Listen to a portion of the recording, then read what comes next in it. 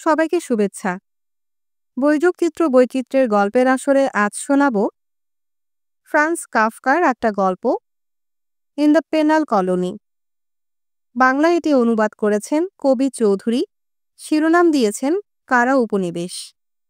তাহলে শুরু করছি কাফকার গল্প ইন দ্য পেনাল কলোনি। তদন্তের উদ্দেশ্যে ভ্রমণকারী এক্সপ্লোরারকে অফিসারটি বলল, এটা একটা অসাধারণ যন্ত্র। সে সপ্রশংস দৃষ্টিতে যন্ত্রটাকে ভালো করে পর্যবেক্ষণ করল, যদিও সেটা ছিল তার খুবই পরিচিত। উপনিবেশের অধ্যক্ষ এক্সপ্লোরারকে আমন্ত্রণ জানিয়েছিলেন। সেদিন একজন সৈনিকের দণ্ডাদেশ কার্যকর করা হবে। তিনি যেন সেটা দেখেন। অবাধ্যতা এবং উপরওয়ানাকে অবমাননা করার অপরাধে সৈনিকটিকে মৃত্যুদণ্ড দেয়া হয়েছে। ভ্রমণকারী নেহাত সৌজন্যের বশে অধ্যক্ষের আমন্ত্রণ গ্রহণ করেন বলে মনে হয়। উপনিবেশটাও এই দণ্ডাদেশ কার্যকরণের ব্যাপারে বিশেষ উৎসাহ দেখাচ্ছিল না। অন্তত চারপাশের নাঙ্গা পর্বতশৃঙ্গ বেষ্টিত এই ছোট্ট বালুময় উপত্যকায় ঘটনাটা দেখবার জন্য অফিসার, এক্সপ্লোরার, দণ্ডপ্রাপ্ত মানুষ আর একজন সৈনিক ছাড়া অন্য কেউ উপস্থিত ছিল না। অপরাধীর চেহারা বোকা বোকা, মুখ গহ্বর চওড়া, চুল অবিন্যস্ত, মুখের ভঙ্গি বিভ্রান্ত। সৈনিকটি একটা ভারী শিকল ধরে আছে। বন্দির গোড়ালি, কবজি, ঘাড় যে ছোট ছোট শিকল দিয়ে আটকানো, সেগুলি সে নিয়ন্ত্রণ করে তার হাতের শিকল দিয়ে। বন্দির দেহে লাগানো ছোট ছোট শিকলগুলি পরস্পরের সঙ্গে আংটা বা কড়া দিয়ে সংযুক্ত। কিন্তু দণ্ডাদেশপ্রাপ্ত মানুষটাকে দেখাচ্ছিল খুব অনুগত একটা কুকুরের মতো। তাকে স্বাধীনভাবে চারপাশের পাহাড়ে ঘুরে বেড়াতে দেয়া যায়। দণ্ড কার্যকর করার সব ব্যবস্থা ঠিক হয়ে গেলে একটা শীষ দেবার সঙ্গে সঙ্গে সে এখানে ছুটে আসবে। যন্ত্রটা সম্পর্কে এক্সপ্লোরারের বিশেষ কোনো উৎসাহ ছিল না। তিনি বন্দির পেছন দিক দিয়ে প্রায় সুস্পষ্ট ঔদাসীন্যের সঙ্গে পায়চারি করছিলেন, আর অফিসারটি এই সময় যন্ত্রটার শেষ খুঁটিনাটি জিনিস সমন্বিত করে নিচ্ছিল। একবার সে কাঠামোর নিচে হামাগুড়ি দিয়ে যাচ্ছে। কাঠামোটা বেশ গভীর করে মাটিতে প্রথিত।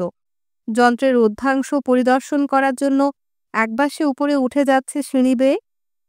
এসব কাজ সহজেই একজন মিস্ত্রির উপর ছেড়ে দেয়া যেত, কিন্তু অফিসার নিজে প্রবল উৎসাহ নিয়ে এসব করছিল। হয়তো সে যন্ত্রটার অত্যন্ত অনুরাগী এক গুণগ্রাহী বলে, কিংবা অন্য কোনো কারণে কাজটির ভার বিশ্বাস করে আর কারো উপর দেয়া যায় না বলে। অবশেষে সে উচ্চকণ্ঠে জানালো, সব প্রস্তুত। তারপর সিঁড়ি বেয়ে সে নিচে নেমে এলো। তাকে দেখালো খুবই নেতিয়ে পড়া, মুখ হাঁ করে নিঃশ্বাস নিচ্ছে। তার ইউনিফর্মের কলারের নিচে গোজা আছে মেয়েদের দুটি চমৎকার রুমাল।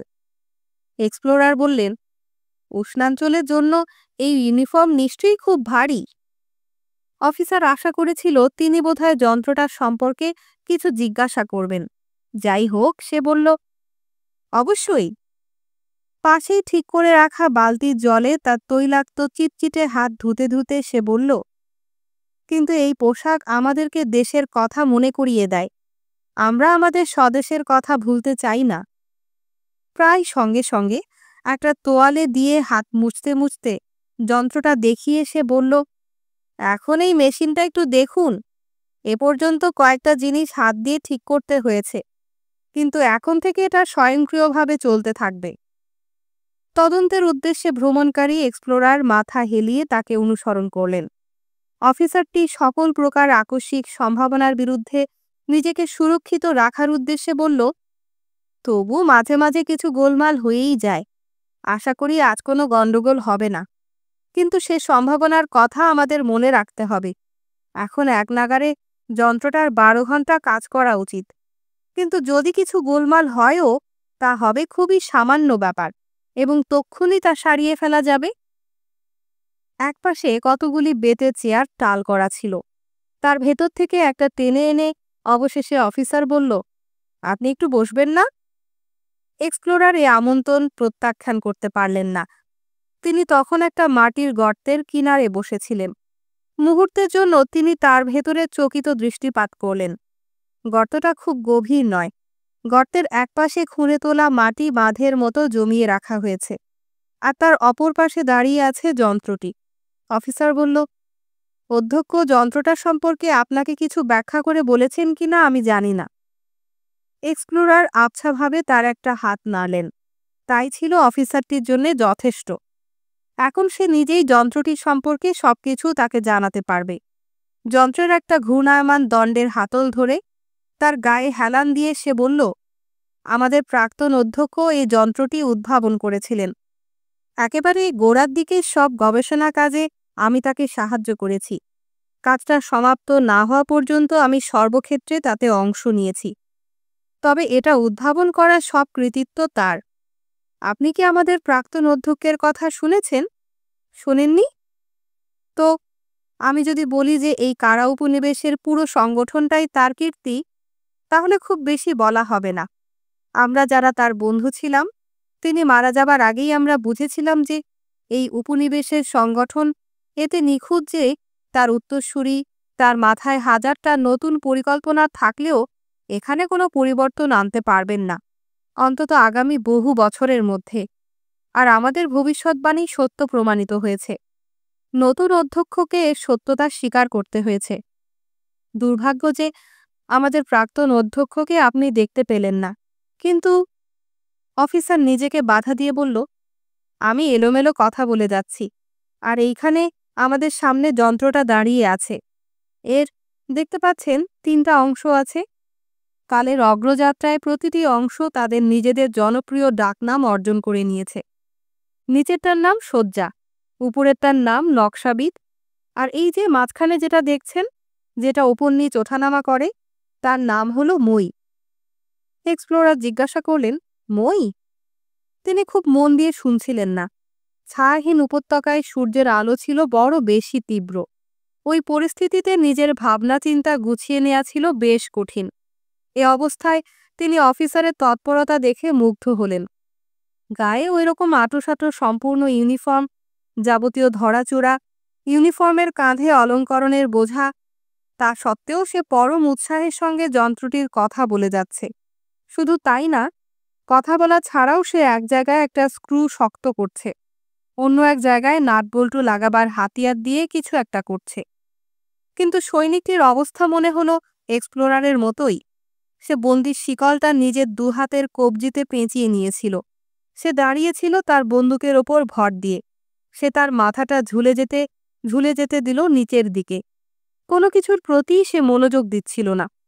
এক্সপ্লোরার এতে বিস্মিত হলেন না, কারণ অফিসারটি কথা বলছিল ফরাসি ভাষায়। আর সৈনিক ও বন্দিটি যে ফরাসি ভাষা বোঝে না, তাতে কোনো সন্দেহ নেই। সেক্ষেত্রে বন্দি যে অফিসারের সমস্ত ব্যাখ্যা বুঝবার জন্য স্পষ্ট একটা চেষ্টা করছে, এক্সপ্লোরারের কাছে তা বিস্ময়কর মনে হলো। এক ধরনের তন্দ্রাচ্ছন্ন মনোযোগের সঙ্গে সে অফিসারটি যেদিকে অঙ্গুলি নির্দেশ করছিল সেদিকেই তাকাচ্ছিল। এক্সপ্লোরার যখন বাধা দিয়ে প্রশ্ন করলেন, তখন অফিসারের সাথে সাথে সেও মুখ ঘুরিয়ে তার দিকে তাকালো। হ্যাঁ, মইটা, অফিসার বলল। যথার্থ নামকরণ হয়েছে ওটার। সূচগুলি মইয়ের দাঁতের মতো বসানো রয়েছে, এবং ওটা তার গোটা কাজটাই করে একটা জমি চাষের মইয়ের মতো করে। যদিও তার কাজ সীমাবদ্ধ থাকে একটা নির্দিষ্ট জায়গায়, এবং তা পরিচালিত হয় অনেক বেশি শৈল্পিক নৈপুণ্যের সাথে। এই যে এখানে মৃত্যুদণ্ড পাওয়া লোকটিকে শয্যায় শোয়ানো হয়। যন্ত্রটা আমি চালু করার আগে আপনাকে তার বর্ণনা দিয়ে নিই, তাহলে আপনি কার্যক্রমটা ভালো করে অনুসরণ করতে পারবেন। তাছাড়া নকশাবিদের একটা চাকার দাঁত ভীষণ ক্ষয়ে গেছে। চলবার সময় সেটা এমন ক্যাচ ক্যাচ আওয়াজ করে যে নিজের কথা নিজের কানেই শোনা যায় না। দুর্ভাগ্যবশত এখানে খুচরা যন্ত্রাংশ পাওয়া খুব কঠিন। তো এই যে আপনাকে যেমন বলেছি, এটা হলো সজ্জা, আগাগোড়া পশমি তুলার একটা স্তর দিয়ে ঢাকা। কেন তা আপনি পরে বুঝতে পারবেন। এই পশমি তুলার উপর মৃত্যুদণ্ডাজ্ঞাপ্রাপ্ত লোকটিকে শোয়ানো হয়, নিচের দিকে মুখ করে, অবশ্য সম্পূর্ণ নগ্ন দেহে। এই যে চামড়া লম্বা শক্ত ফিতা, এগুলি দিয়ে তার হাত পা ঘাড় শক্ত করে বেঁধে দেয়া হয়। লোকটি এখানে শয্যার মাথার দিকে, যেখানে প্রথম তার মুখ নামিয়ে রাখে, সেখানে এই পশমি কাপড়ের গোঁজটা থাকে। খুব সহজেই সেটা নিয়ন্ত্রণ করে তার মুখের মধ্যে ঠুসে দেয়া যায়। চিৎকার করা আর দাঁত দিয়ে জিভ কামড়ানো থেকে বিরত রাখাই এর উদ্দেশ্য। অবশ্যই পশমি কাপড়টা জোর করে তার মুখে গুজে দিতে হয়। এটা না করলে ফিতার টানে তার ঘাড় ভেঙে যেত। সামনে ঝুঁকে এক্সপ্লোরার প্রশ্ন করলেন, ওটা কি পশমি তুলা? নিশ্চয়ই, মৃদু হাস্যে অফিসার বলল। নিজে হাত দিয়ে দেখুন না। সে তার হাত ধরল, তারপর তার হাতটা শয্যার উপর নিয়ে এলো। এটা বিশেষভাবে প্রস্তুত পশমি তুলা, তাই এত ভিন্ন রকম দেখায়। এটা কি জন্য আপনাকে আমি তা এক্ষুনি বলবো। এক্সপ্লোরার ইতিমধ্যে যন্ত্রটার সম্পর্কে কিছু কৌতূহলের উন্মেষ অনুভব করতে আরম্ভ করেছিলেন। তিনি এক হাত দিয়ে নিজের চোখকে সূর্যের আলো থেকে আড়াল করে মুখ তুলে কাঠামোটার দিকে তাকালেন।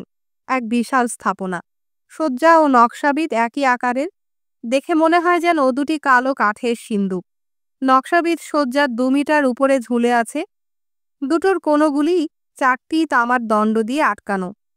তার উপর সূর্যের আলো পড়ে রশ্মিগুলো ঝলসে যাচ্ছে। সিন্দুক দুটির মধ্যে একটা ইস্পাতের পাতের ওপর দিয়ে মইটা মাকুর মতো চলাচল করে। অফিসার এক্সপ্লোরারের ইতিপূর্বের ঔদাসীন্য প্রায় লক্ষ্যই করেনি, কিন্তু তার সদ্য জেগে ওঠা কৌতূহল সম্পর্কে সে রীতিমতো সচেতন হলো। তাই তাকে নীরবে পর্যবেক্ষণ করার জন্য একটু সময় দেবার উদ্দেশ্যে সে তার ব্যাখ্যাদান স্থগিত রাখল। মৃত্যুদণ্ডপ্রাপ্ত লোকটি এক্সপ্লোরারের ভঙ্গি অনুকরণ করল, কিন্তু যেহেতু হাত ব্যবহার করে চোখ আড়াল করার তার কোনো উপায় ছিল না, তাই সে তার চোখ আড়াল করা ছাড়াই উপরের দিকে তাকালো। এক্সপ্লোরার তার চেয়ারে পিঠ এলিয়ে দিয়ে এক পায়ের ওপর আরেক পা তুলে বললেন, তো লোকটা এখানে শোয়। মাথার টুপিটা পেছন ঠেলে দিয়ে নিজের তাতানো মুখের উপর একটা হাত বুলিয়ে অফিসার বলল, হ্যাঁ, এবার শুনুন। সজ্জা এবং নকশাবিদ দুটোরই একটা করে বৈদ্যুতিক ব্যাটারি আছে। সেটা সজ্জার দরকার হয় তার নিজের জন্যে, আর নকশাবিদের দরকার হয় মইটার জন্য। লোকটিকে ফিতা দিয়ে শক্ত করে বাঁধবার পরপরই সজ্জা চালু করে দেয়া হয়। তখন সেটা কেঁপে ওঠে, খুব ছোট ছোট অতি দ্রুত স্পন্দন তোলে। আপনি হাসপাতালে এরকম যন্ত্র দেখেছেন, তবে আমাদের সজ্জার নড়াচড়া খুবই নির্ভুলভাবে হিসাব করে রাখা হয়েছে, বুঝলেন না? তাকে মইয়ের নড়াচড়ার সঙ্গে হুবহু সমতা রেখে চলতে হয়। আর দণ্ডাদেশটা সত্যিকার কার্যকর করার ক্ষেত্রে মইটাই হলো আসল হাতিয়ার।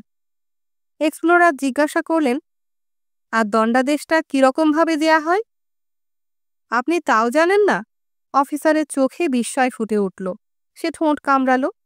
আমার ব্যাখ্যা যদি কিছুটা অসংলগ্ন মনে হয়, তাহলে আপনি আমাকে ক্ষমা করবেন। আমি সত্যি আপনার কাছে ক্ষমা চাইছি। দেখুন, আমাদের প্রাক্তন অধ্যক্ষ সবসময় নিজেই সব ব্যাখ্যা করতেন, কিন্তু নতুন অধ্যক্ষ তার এই কর্তব্যটি এড়িয়ে যান। তবু এরকম একজন গুরুত্বপূর্ণ দর্শনার্থীর ক্ষেত্রে এক্সপ্লোরার এখানে তার 2 হাত নেড়ে তার উপর আরোপিত সম্মান খাটো করে দিতে চেষ্টা করলেন। কিন্তু অফিসার দৃঢ়কণ্ঠে বলে গেল, কিন্তু এরকম একজন গুরুত্বপূর্ণ দর্শনার্থীকেও যে আমরা কিভাবে দণ্ডাদেশ দিই তা বলা হবে না। এটা এক নতুন পর্যায়।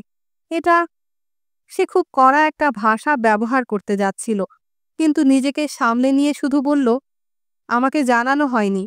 দোষ আমার নয়। যাই হোক, আমাদের কর্মপ্রণালী ব্যাখ্যার জন্যে নিঃসন্দেহে আমি সবচাইতে যোগ্য ব্যক্তি। কারণ সে আলতোভাবে তার বুক পকেটে চাপড় দিল। আমাদের প্রাক্তন অধ্যক্ষ যেসব প্রাসঙ্গিক ড্রয়িং করেছিলেন সেগুলি সব এখানে আছে। এক্সপ্লোরার প্রশ্ন করলেন, অধ্যক্ষের নিজের ড্রয়িং? তাহলে তিনি কি সবকিছুই নিজের মধ্যে মিলিয়ে নিয়েছিলেন? তিনি ছিলেন একাধারে সৈনিক, বিচারক, মিস্ত্রি, রসায়নবিদ আর নকশা আঁকিয়ে। মাথা নেড়ে সাই দিয়ে চোখে একটা সুদূর কাচের মতো দৃষ্টি ফুটিয়ে অফিসার বলল, সত্যি তাই ছিলেন তিনি। তারপর সে তার 2 হাত খুঁটিয়ে দেখল। তার মনে হলো ড্রয়িংগুলি স্পর্শ করার মতো যথেষ্ট পরিষ্কার নয় তার হাত। তাই সে বালতির কাছে গিয়ে আবার হাত ধুলো। তারপর একটা ছোট চামড়ার ব্যাগ বার করে বলল, আমাদের দণ্ডাদেশ খুব কঠোর শোনায় না। বন্দী যে নির্দেশই অমান্য করে থাকে সেটা মই দিয়ে তার শরীরের ওপর লিখিত হয়। যেমন বর্তমান বন্দির ক্ষেত্রে। অফিসার লোকটিকে দেখিয়ে বলল, তার শরীরের ওপর লেখা হবে, তোমার উপরওয়ালাদের সম্মান করো। এক্সপ্লোরার লোকটির দিকে তাকালেন। অফিসার যখন তাকে আঙুল দিয়ে দেখালো, তখন সে মাথা নিচু করে দাঁড়িয়েছিল। মনে হলো কি বলা হচ্ছে তা শুনবার জন্য সে কান খাড়া করে আছে। তবু তার শক্ত করে টিপে রাখা কান্না কান্না ঠোঁটটা দেখে মনে হলো সে একটি শব্দও বুঝতে পারছে না। এক্সপ্লোরারের মনে নানা প্রশ্নের উদয় হচ্ছিল, কিন্তু বন্দীকে লক্ষ্য করে তিনি শুধু জিজ্ঞাসা করলেন, ও কি তার দণ্ডাদেশ জানে? তার ব্যাখ্যাদান চালিয়ে যেতে উদ্গ্রীব অফিসার বলল, না। কিন্তু এক্সপ্লোরার তাকে বাধা দিয়ে বললেন, ওকে কি দণ্ড দেয়া হয়েছে তা সে জানে না? অফিসার আবারও বলল, না। তারপর এক মুহূর্ত থামল সে, যেন এক্সপ্লোরারকে তার প্রশ্নটা আরেকটু বিশদ করার সময় দিচ্ছে। তারপর বলল, ওকে বলার কোনো অর্থ হতো না, ওর শরীরের উপরই ও সেটা জানবে। এর জবাবে এক্সপ্লোরারের কিছু বলার ইচ্ছা ছিল না, কিন্তু তিনি দেখলেন যে বন্দী তার দিকে তাকিয়ে আছে। মনে হলো সে যেন তাকে জিজ্ঞাসা করতে চাইছে, তিনি কি এসব কাণ্ডকারখানা অনুমোদন করেন? তাই তিনি আবার সামনে ঝুঁকে, ইতিমধ্যে তিনি তার চেয়ারে পেছনে হেলান দিয়ে বসেছিলেন, আরেকটি প্রশ্ন করলেন, কিন্তু ও নিশ্চয়ই জানে যে তাকে দণ্ড প্রদান করা হয়েছে?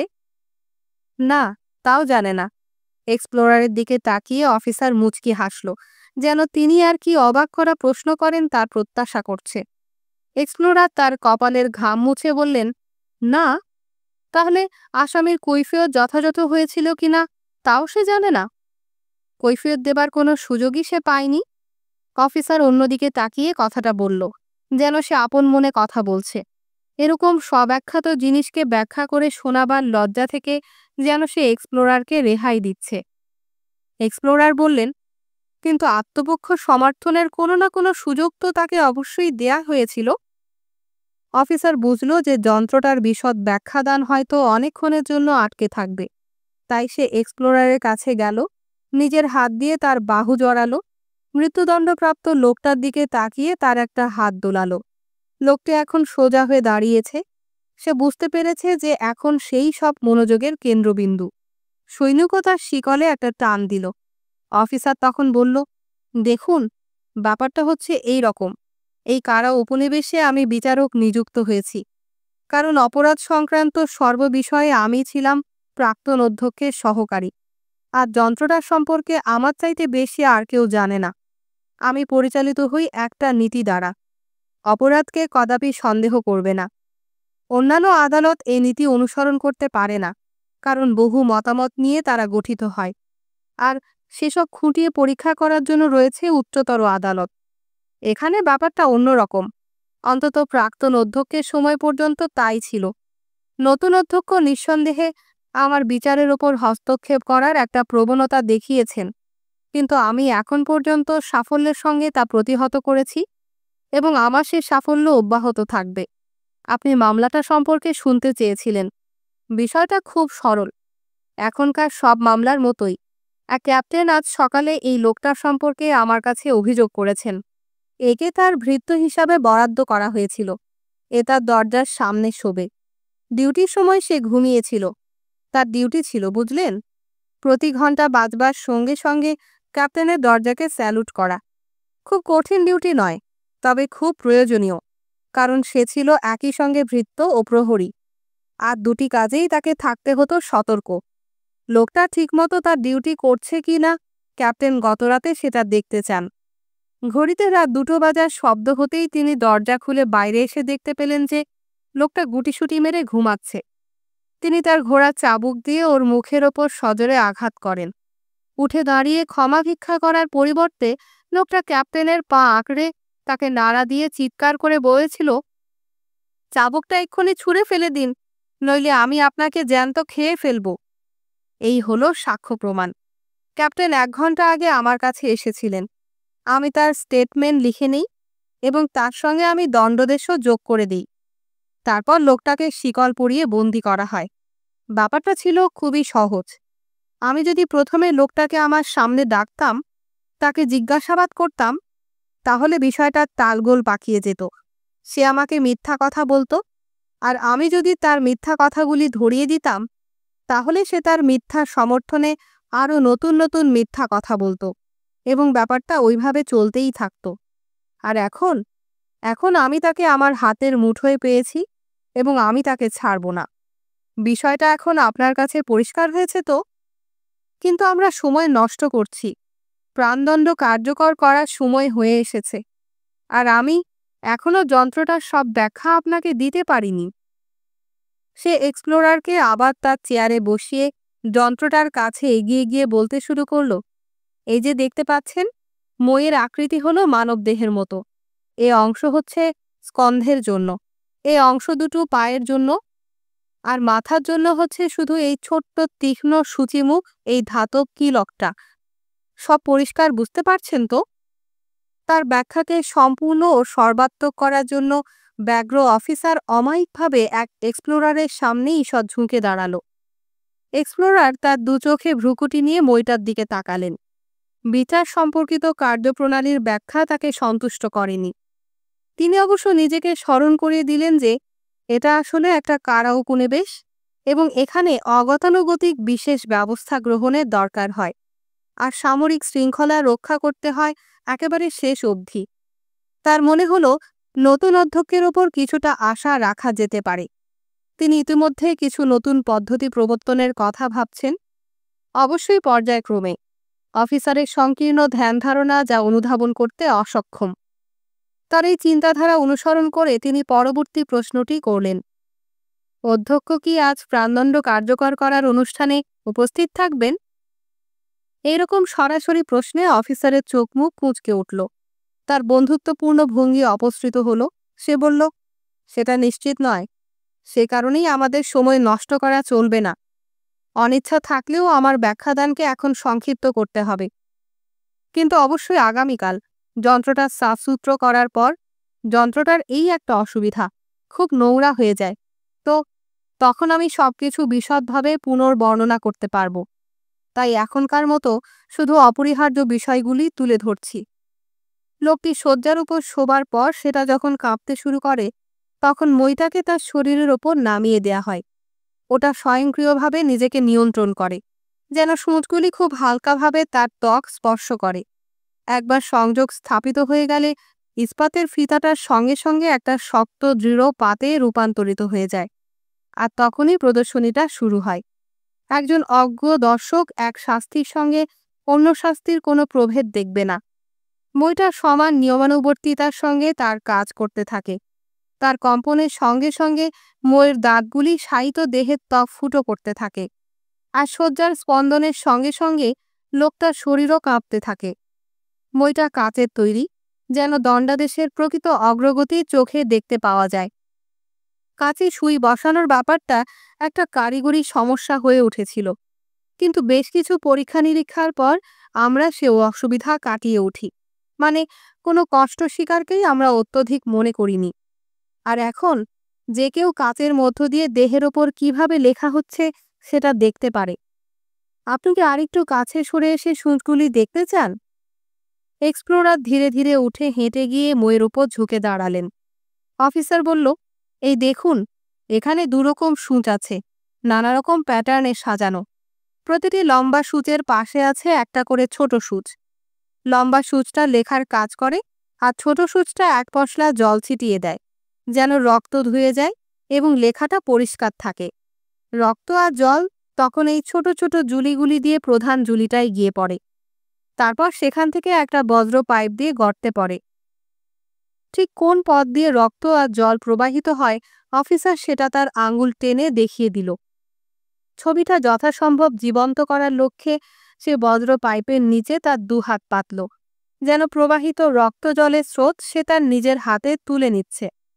এটা দেখে এক্সপ্লোরার দ্রুত তার মাথা পিছনে টেনে নিয়ে হাত দিয়ে অনুভব করতে করতে নিজের আসনে ফিরে যেতে চাইলেন।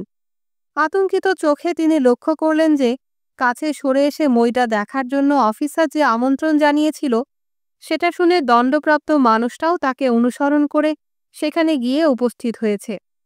শিকলসহ তন্দ্রাতুর সৈনিককে সে সামনের দিকে টেনে নিয়ে গেল। এখন সে কাঁচের উপরে ঝুঁকে আছে।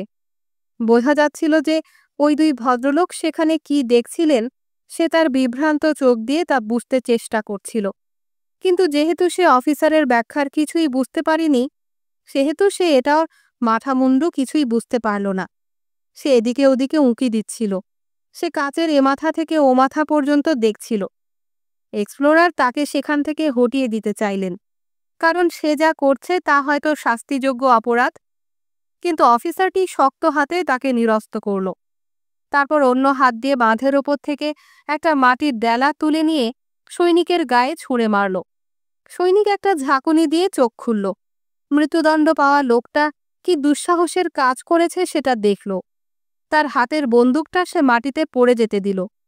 মাটিতে নিজের গোড়ালি দুটো শক্ত করে আটকালো। তারপর তার কয়েদিকে পেছনে টেনে আনল।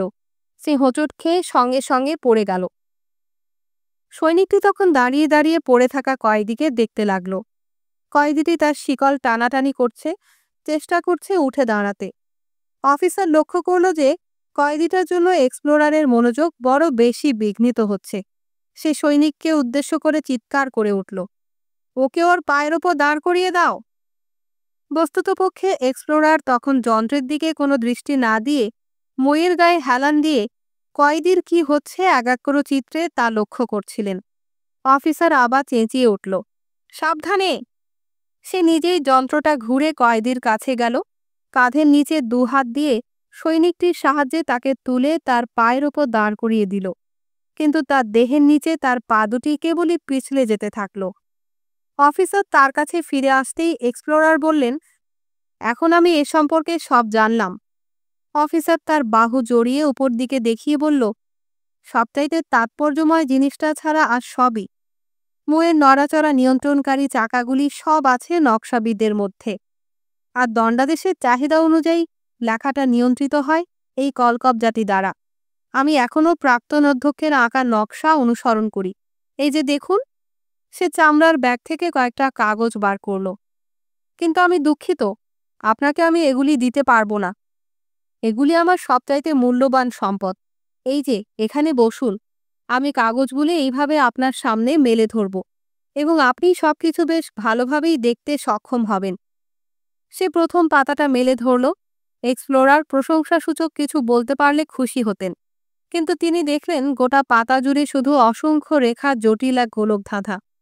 পরস্পরকে কাটাকুটি করে সেগুলি সমস্ত পাতা এমনভাবে ভরিয়ে রেখেছে যে কোনো ফাঁকা জায়গা প্রায় খুঁজেই পাওয়া যাচ্ছিল না। অফিসার বলল, পড়ে দেখুন। পারছি না, বললেন এক্সপ্লোরার। কেন? বেশ পরিষ্কার তো। এক্সপ্লোরার এড়িয়ে যাবার মতো করে বললেন, খুব উদ্ভাবন কুশল, কিন্তু আমি কিছুই বুঝতে পারছি না।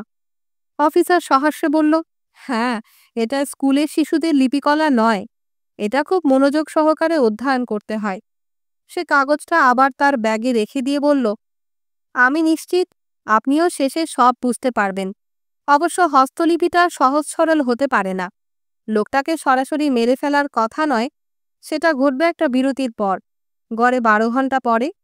হিসেব অনুযায়ী ক্রান্তি লগ্নটা আসার কথা 6ষ্ঠ ঘন্টায়। তাই আসল হাতের লেখাটা ঘিরে অনেক অনেক কারুকাজ ফুটিয়ে তুলতে হয়।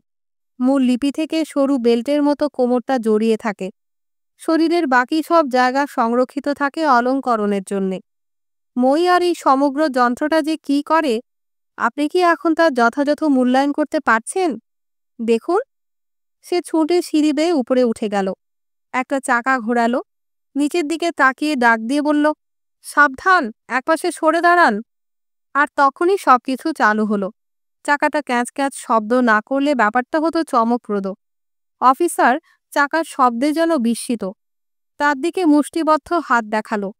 তারপর নিজের দুবাহু দুদিকে প্রসারিত করল, যেন এক্সপ্লোরারের কাছে ক্ষমা চাইছে। তারপর দ্রুত নিচে নেমে এসে তলা থেকে কলটার কাজ লক্ষ্য করল।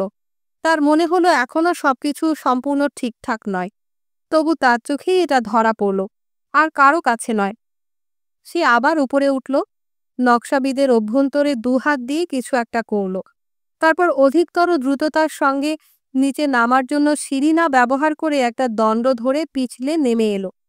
তারপর সমস্ত গণ্ডগোল ছাপিয়ে তার কথা যেন শোনা যায়, সেজন্য এক্সপ্লোরারের কানের কাছে মুখ এনে তার ফুসফুসের সমস্ত শক্তি দিয়ে বলল, সব বুঝতে পারছেন তো? মই এখন লিখতে আরম্ভ করছে।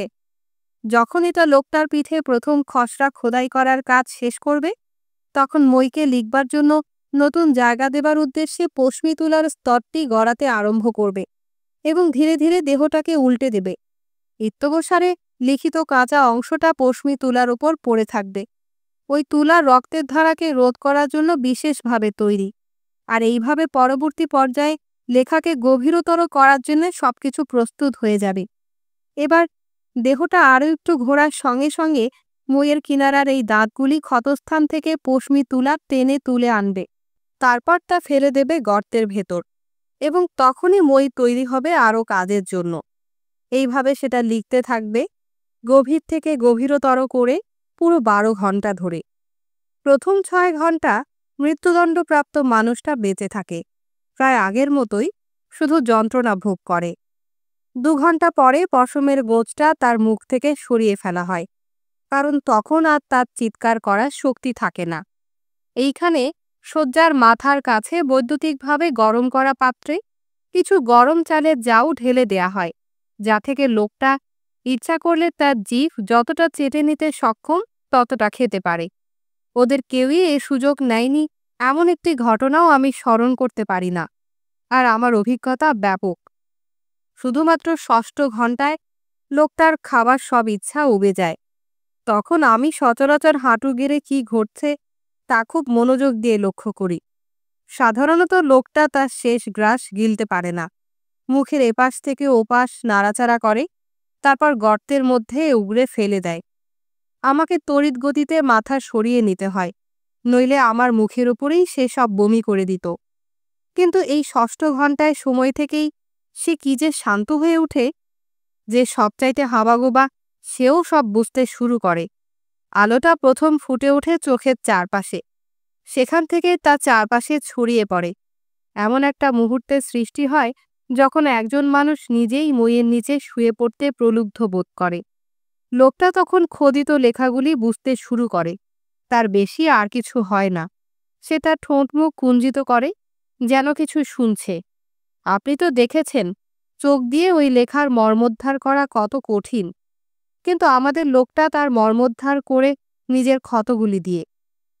নিঃসন্দেহে কাজটা কঠিন, সেটা সম্পন্ন করতে তার 6 ঘন্টা লাগে। ততক্ষণে মই তাকে আগাগোড়া এফোঁড় ওফোড় করে ফেলে, তারপর গর্তটার মধ্যে ছুঁড়ে দেয়। লোকটা তখন রক্ত, জল আর পশমি তুলার ওপর সজোরে হুমড়ি খেয়ে পড়ে। এইবার আমাদের বিচার কার্য পুরোপুরি সম্পন্ন হয়, এবং তখন আমরা, সৈনিক ও আমি, তাকে সমাধিস্থ করি।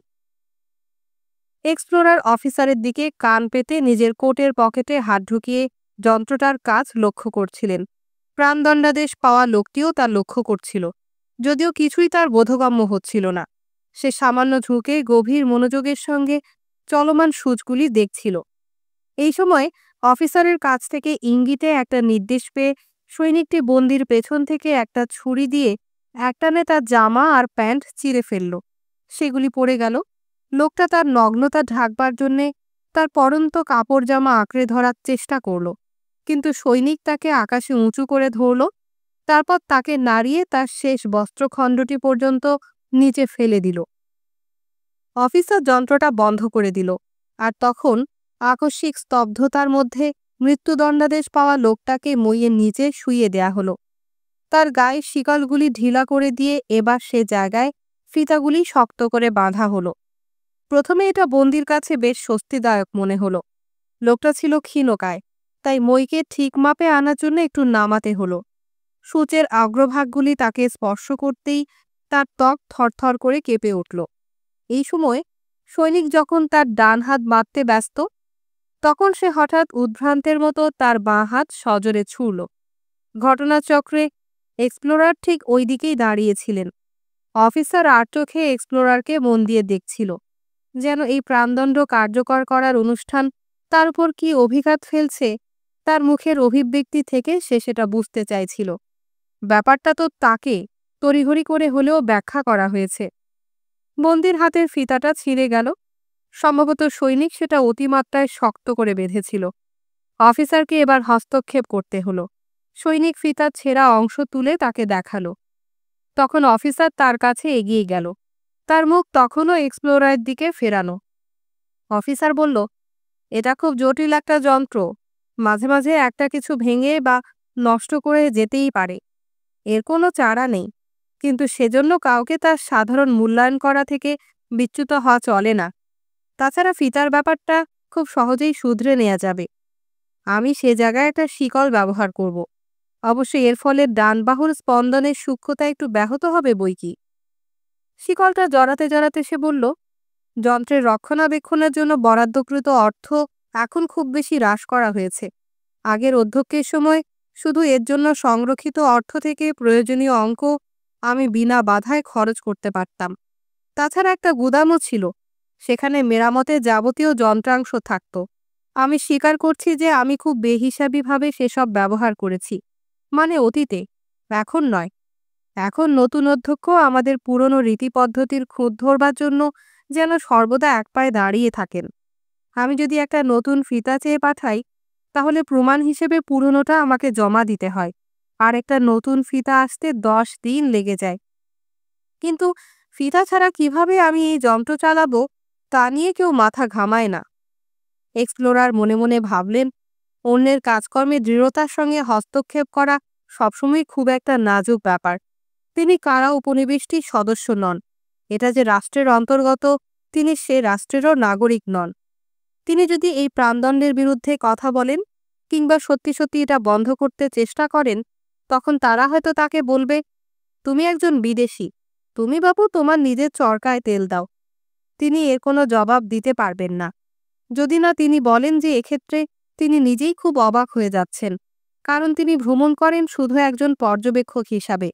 অন্য লোকের বিচার ব্যবস্থায় পরিবর্তন আনার তার কোনো ইচ্ছা নাই। অথচ এখানে তিনি খুবই প্রলুব্ধ হচ্ছেন। এদের বিচার পদ্ধতির অন্যায্যতা ও প্রাণদণ্ড কার্যকর করার অমানসিকতা অনস্বীকার্য। আর কেউ বলতে পারবে না যে এ ব্যাপারে তার নিজের কোনো স্বার্থ আছে।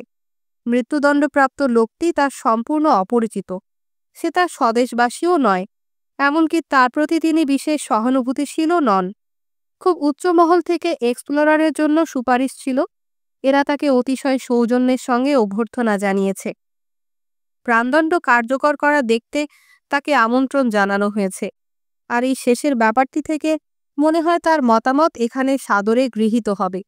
এই সম্ভাবনাটা আরও বেশি, কারণ তিনি বেশ স্পষ্টভাবেই শুনেছেন যে বর্তমান অধ্যক্ষ এইসব রীতিনীতি টিকিয়ে রাখার পক্ষপাতী নন, এবং অফিসারটির বিরুদ্ধে তিনি প্রায় বৈরী মনোভাব পোষণ করেন। ঠিক এই মুহূর্তে এক্সপ্লোরার অফিসারটিকে ক্রোধে চিৎকার করে উঠতে শুনলেন। সে অনেক কষ্ট করে সবেমাত্র প্রাণদণ্ড গোঁজটা ঠুসে দিতে সক্ষম হয়েছিল, কিন্তু লোকটি এক অপ্রতিরোধ্য বিবমিষায় তার দুচোখ বন্ধ করে বমি করে ফেলল। অফিসার তাড়াতাড়ি তাকে গোঁজের কাছ থেকে সরিয়ে এনে তার মাথা গর্তের উপরে ধরে রাখতে চেষ্টা করল, কিন্তু ততক্ষণে বেশি দেরি হয়ে গেছে। গোটা যন্ত্রটার উপর বমি ছড়িয়ে পড়েছে। অফিসার অর্থহীনভাবে সামনের তামার দণ্ডগুলি নাড়াতে নাড়াতে উচ্চকণ্ঠে বলল, এই সবই ওই অধ্যক্ষের দোষ।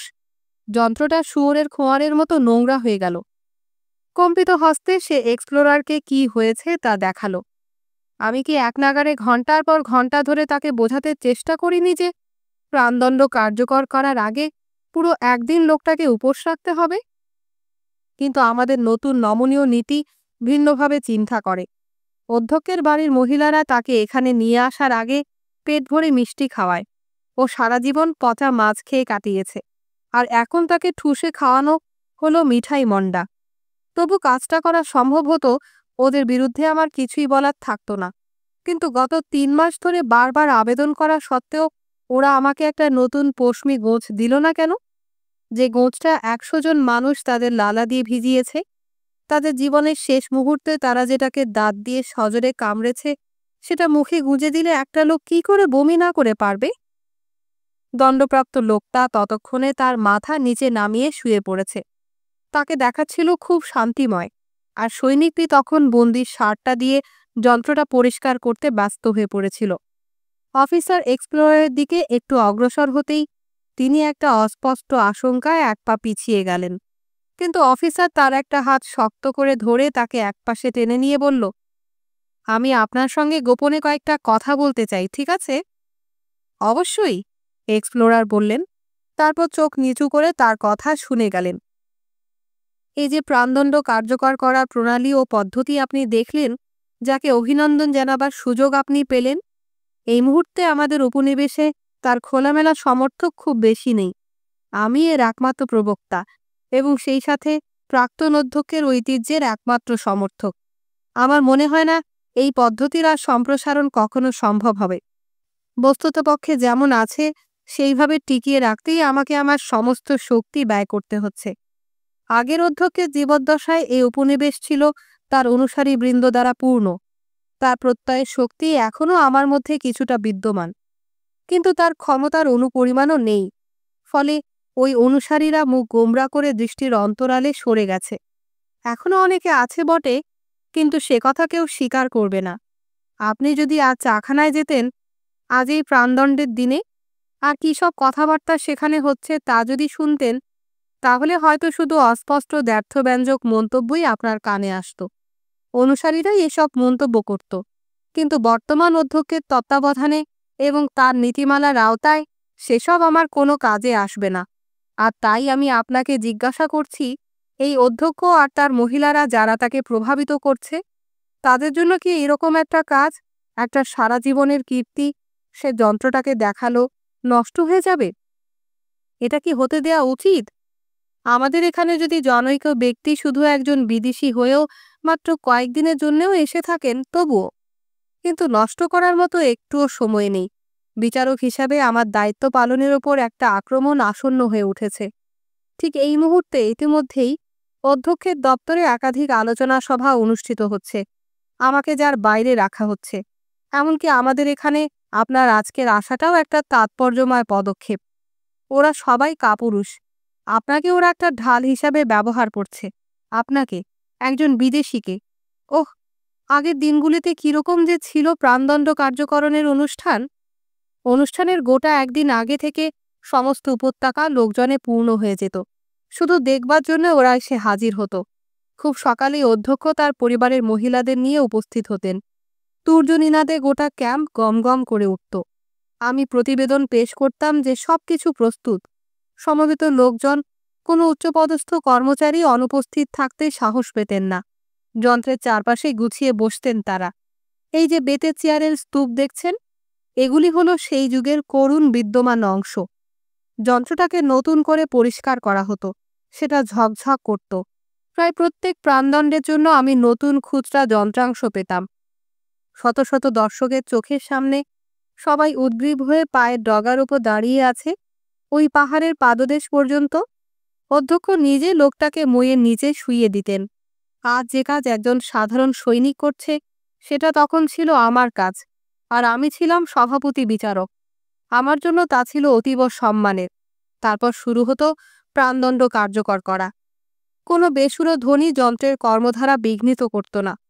অনেকেই দৃশ্যটা দেখতে বিশেষ উৎসাহ বোধ করত না, কিন্তু কি হচ্ছে তা সবাই জানত। এইবার ন্যায় বিচার সম্পাদিত হচ্ছে। স্তব্ধ নীরবতার মধ্যে দণ্ডপ্রাপ্ত মানুষটার পশমি গোজের কারণে অর্ধরুদ্ধ দীর্ঘশ্বাস ছাড়া আর কোনো শব্দ শোনা যেত না। আজকাল পশমি গোজের প্রভাব কাটিয়ে যন্ত্রটা যেন শব্দই কারো কাছ থেকে টেনে আনতে পারে না। কিন্তু সেসব দিনে লেখা সুচগুলি তরল অ্যাসিডের ফোঁটা ফেলতে পারত, কিন্তু এখন আর তা ব্যবহারের অনুমতি নেই আমাদের। তো তারপর উপস্থিত হতো ষষ্ঠ ঘণ্টা। কাছে থেকে সেটা দেখার প্রচুর অনুরোধ আসত। সব অনুরোধ রক্ষা করা আমাদের পক্ষে সম্ভব হতো না। অধ্যক্ষ তার প্রজ্ঞায় বিধান দিলেন যে এ ব্যাপারে শিশুরা অগ্রাধিকার পাবে। আমার পদাধিকার বলে আমি অবশ্য সর্বদাই খুব কাছাকাছি থাকতাম। আমি সেখানে মাটির উপর পা ছড়িয়ে বসতাম। প্রায়ই আমার দুকুলে থাকত দুটি শিশু। আমরা কিরকম মুগ্ধ হয়ে যন্ত্রণাদগ্ধ লোকটির মুখের আশ্চর্য রূপান্তর লক্ষ্য করতাম। ন্যায় বিচারের দীপ্তিতে আমাদের গাল কিরকম স্নাত হয়ে যেত, অবশেষে অর্জিত আর এত দ্রুত অপসৃত। কমরেড আমার, কি যে ছিল সেসব দিনগুলি! অফিসার স্পষ্টতই কাকে সম্বোধন করছে তা বিস্তৃত হয়ে গিয়েছিল। সে এক্সপ্লোরারকে আলিঙ্গন করল, তার কাঁধে নিজের মাথা ন্যস্ত করল। এক্সপ্লোরার ভীষণ বিব্রত হলেন। অধৈর্যভাবে তিনি তার মাথার উপর দিয়ে দূরে দৃষ্টিপাত করলেন। সৈনিকটি ইতিমধ্যে সাফসুতরো করার কাজ শেষ করে ফেলেছিল। সে তখন একটা পাত্র থেকে গামলাটায় চালের জাউ ঢালছিল। এটা দণ্ডিত লোকটার চোখে পড়া মাত্র তাকে দেখে এখন মনে হলো সে আবার পুরোপুরি সুস্থ হয়ে উঠেছে। সে তার জিভ দিয়ে ওটা চাটবার চেষ্টা করল, আর সৈনিকটি বারবারই তাকে ঠেলে সরিয়ে দিতে থাকল, কারণ এই জাউ নিঃসন্দেহে পরবর্তী একটা সময়ের জন্য বরাদ্দকৃত ছিল। তবু সৈনিকটি যে তার নোংরা আঙুলগুলি গামলার মধ্যে ঢুকিয়ে দিচ্ছে একটা দণ্ডিত লোক তার তীব্র ব্যগ্র মুখের সামনেই তা থেকে খাচ্ছে, এটা মোটেই সমীচীন হচ্ছিল না। অফিসার তাড়াতাড়ি নিজেকে সামলে নিল। তারপর বলল, আমি জানি সেসব দিনের কথা, এখন কাউকে বিশ্বাস করানো অসম্ভব। যাই হোক, এখনও যন্ত্রটা কাজ করছে। এখন একটা ফলপ্রসূ ও কর্মক্ষম, যদিও এই উপত্যকায় এটা এখন একা নিঃসঙ্গ দাঁড়িয়ে আছে, আর এখনও মৃতদেহটা একেবারে শেষ মুহূর্তে একটা দুর্বোধ্য প্রশান্ত হাওয়ায় ভেসে যাবার মতো গতিতে গর্তটার মধ্যে গিয়ে পড়ে। যদিও এখন আর আগের মতো শত শত লোক মাছির মতো চারপাশে দাঁড়িয়ে থাকে না, তখন গর্তের চারপাশে আমাদের খুব শক্ত বেড়া তুলে দিতে হতো। আজ বহুকাল হলো সেটা ভেঙে ফেলা হয়েছে। এক্সপ্লোরার অফিসারের সান্নিধ্য থেকে তার মুখ সরিয়ে আনতে চাইলেন। তিনি অনির্দিষ্টভাবে চারদিকে তাকালেন। অফিসার ভাবল তিনি বুঝি উপত্যকার বিরাট নির্জনতা লক্ষ্য করছেন। তাই সে তার দুহাত ধরে তাকে তার মুখোমুখি দাঁড় করালো, যেন সে তার চোখে চোখ রাখতে পারে। তারপর বলল, এই লজ্জা আপনি উপলব্ধি করতে পারছেন? কিন্তু এক্সপ্লোরার কোনো কথা বললেন না। অফিসার কিছুক্ষণ চুপচাপ দাঁড়িয়ে থাকল। দুপা ফাঁক করে কোমরে হাত দিয়ে মাটির দিকে চোখ রেখে সে স্থির নিশ্চল হয়ে দাঁড়িয়ে রইল। তারপর এক্সপ্লোরারের দিকে তাকিয়ে উৎসাহব্যঞ্জক হাসি হেসে বলল, গতকাল অধ্যক্ষ যখন আপনাকে আমন্ত্রণ জানান, তখন আমি আপনার খুব কাছে দাঁড়িয়েছিলাম। আমন্ত্রণটা জানাতে আমি শুনেছি।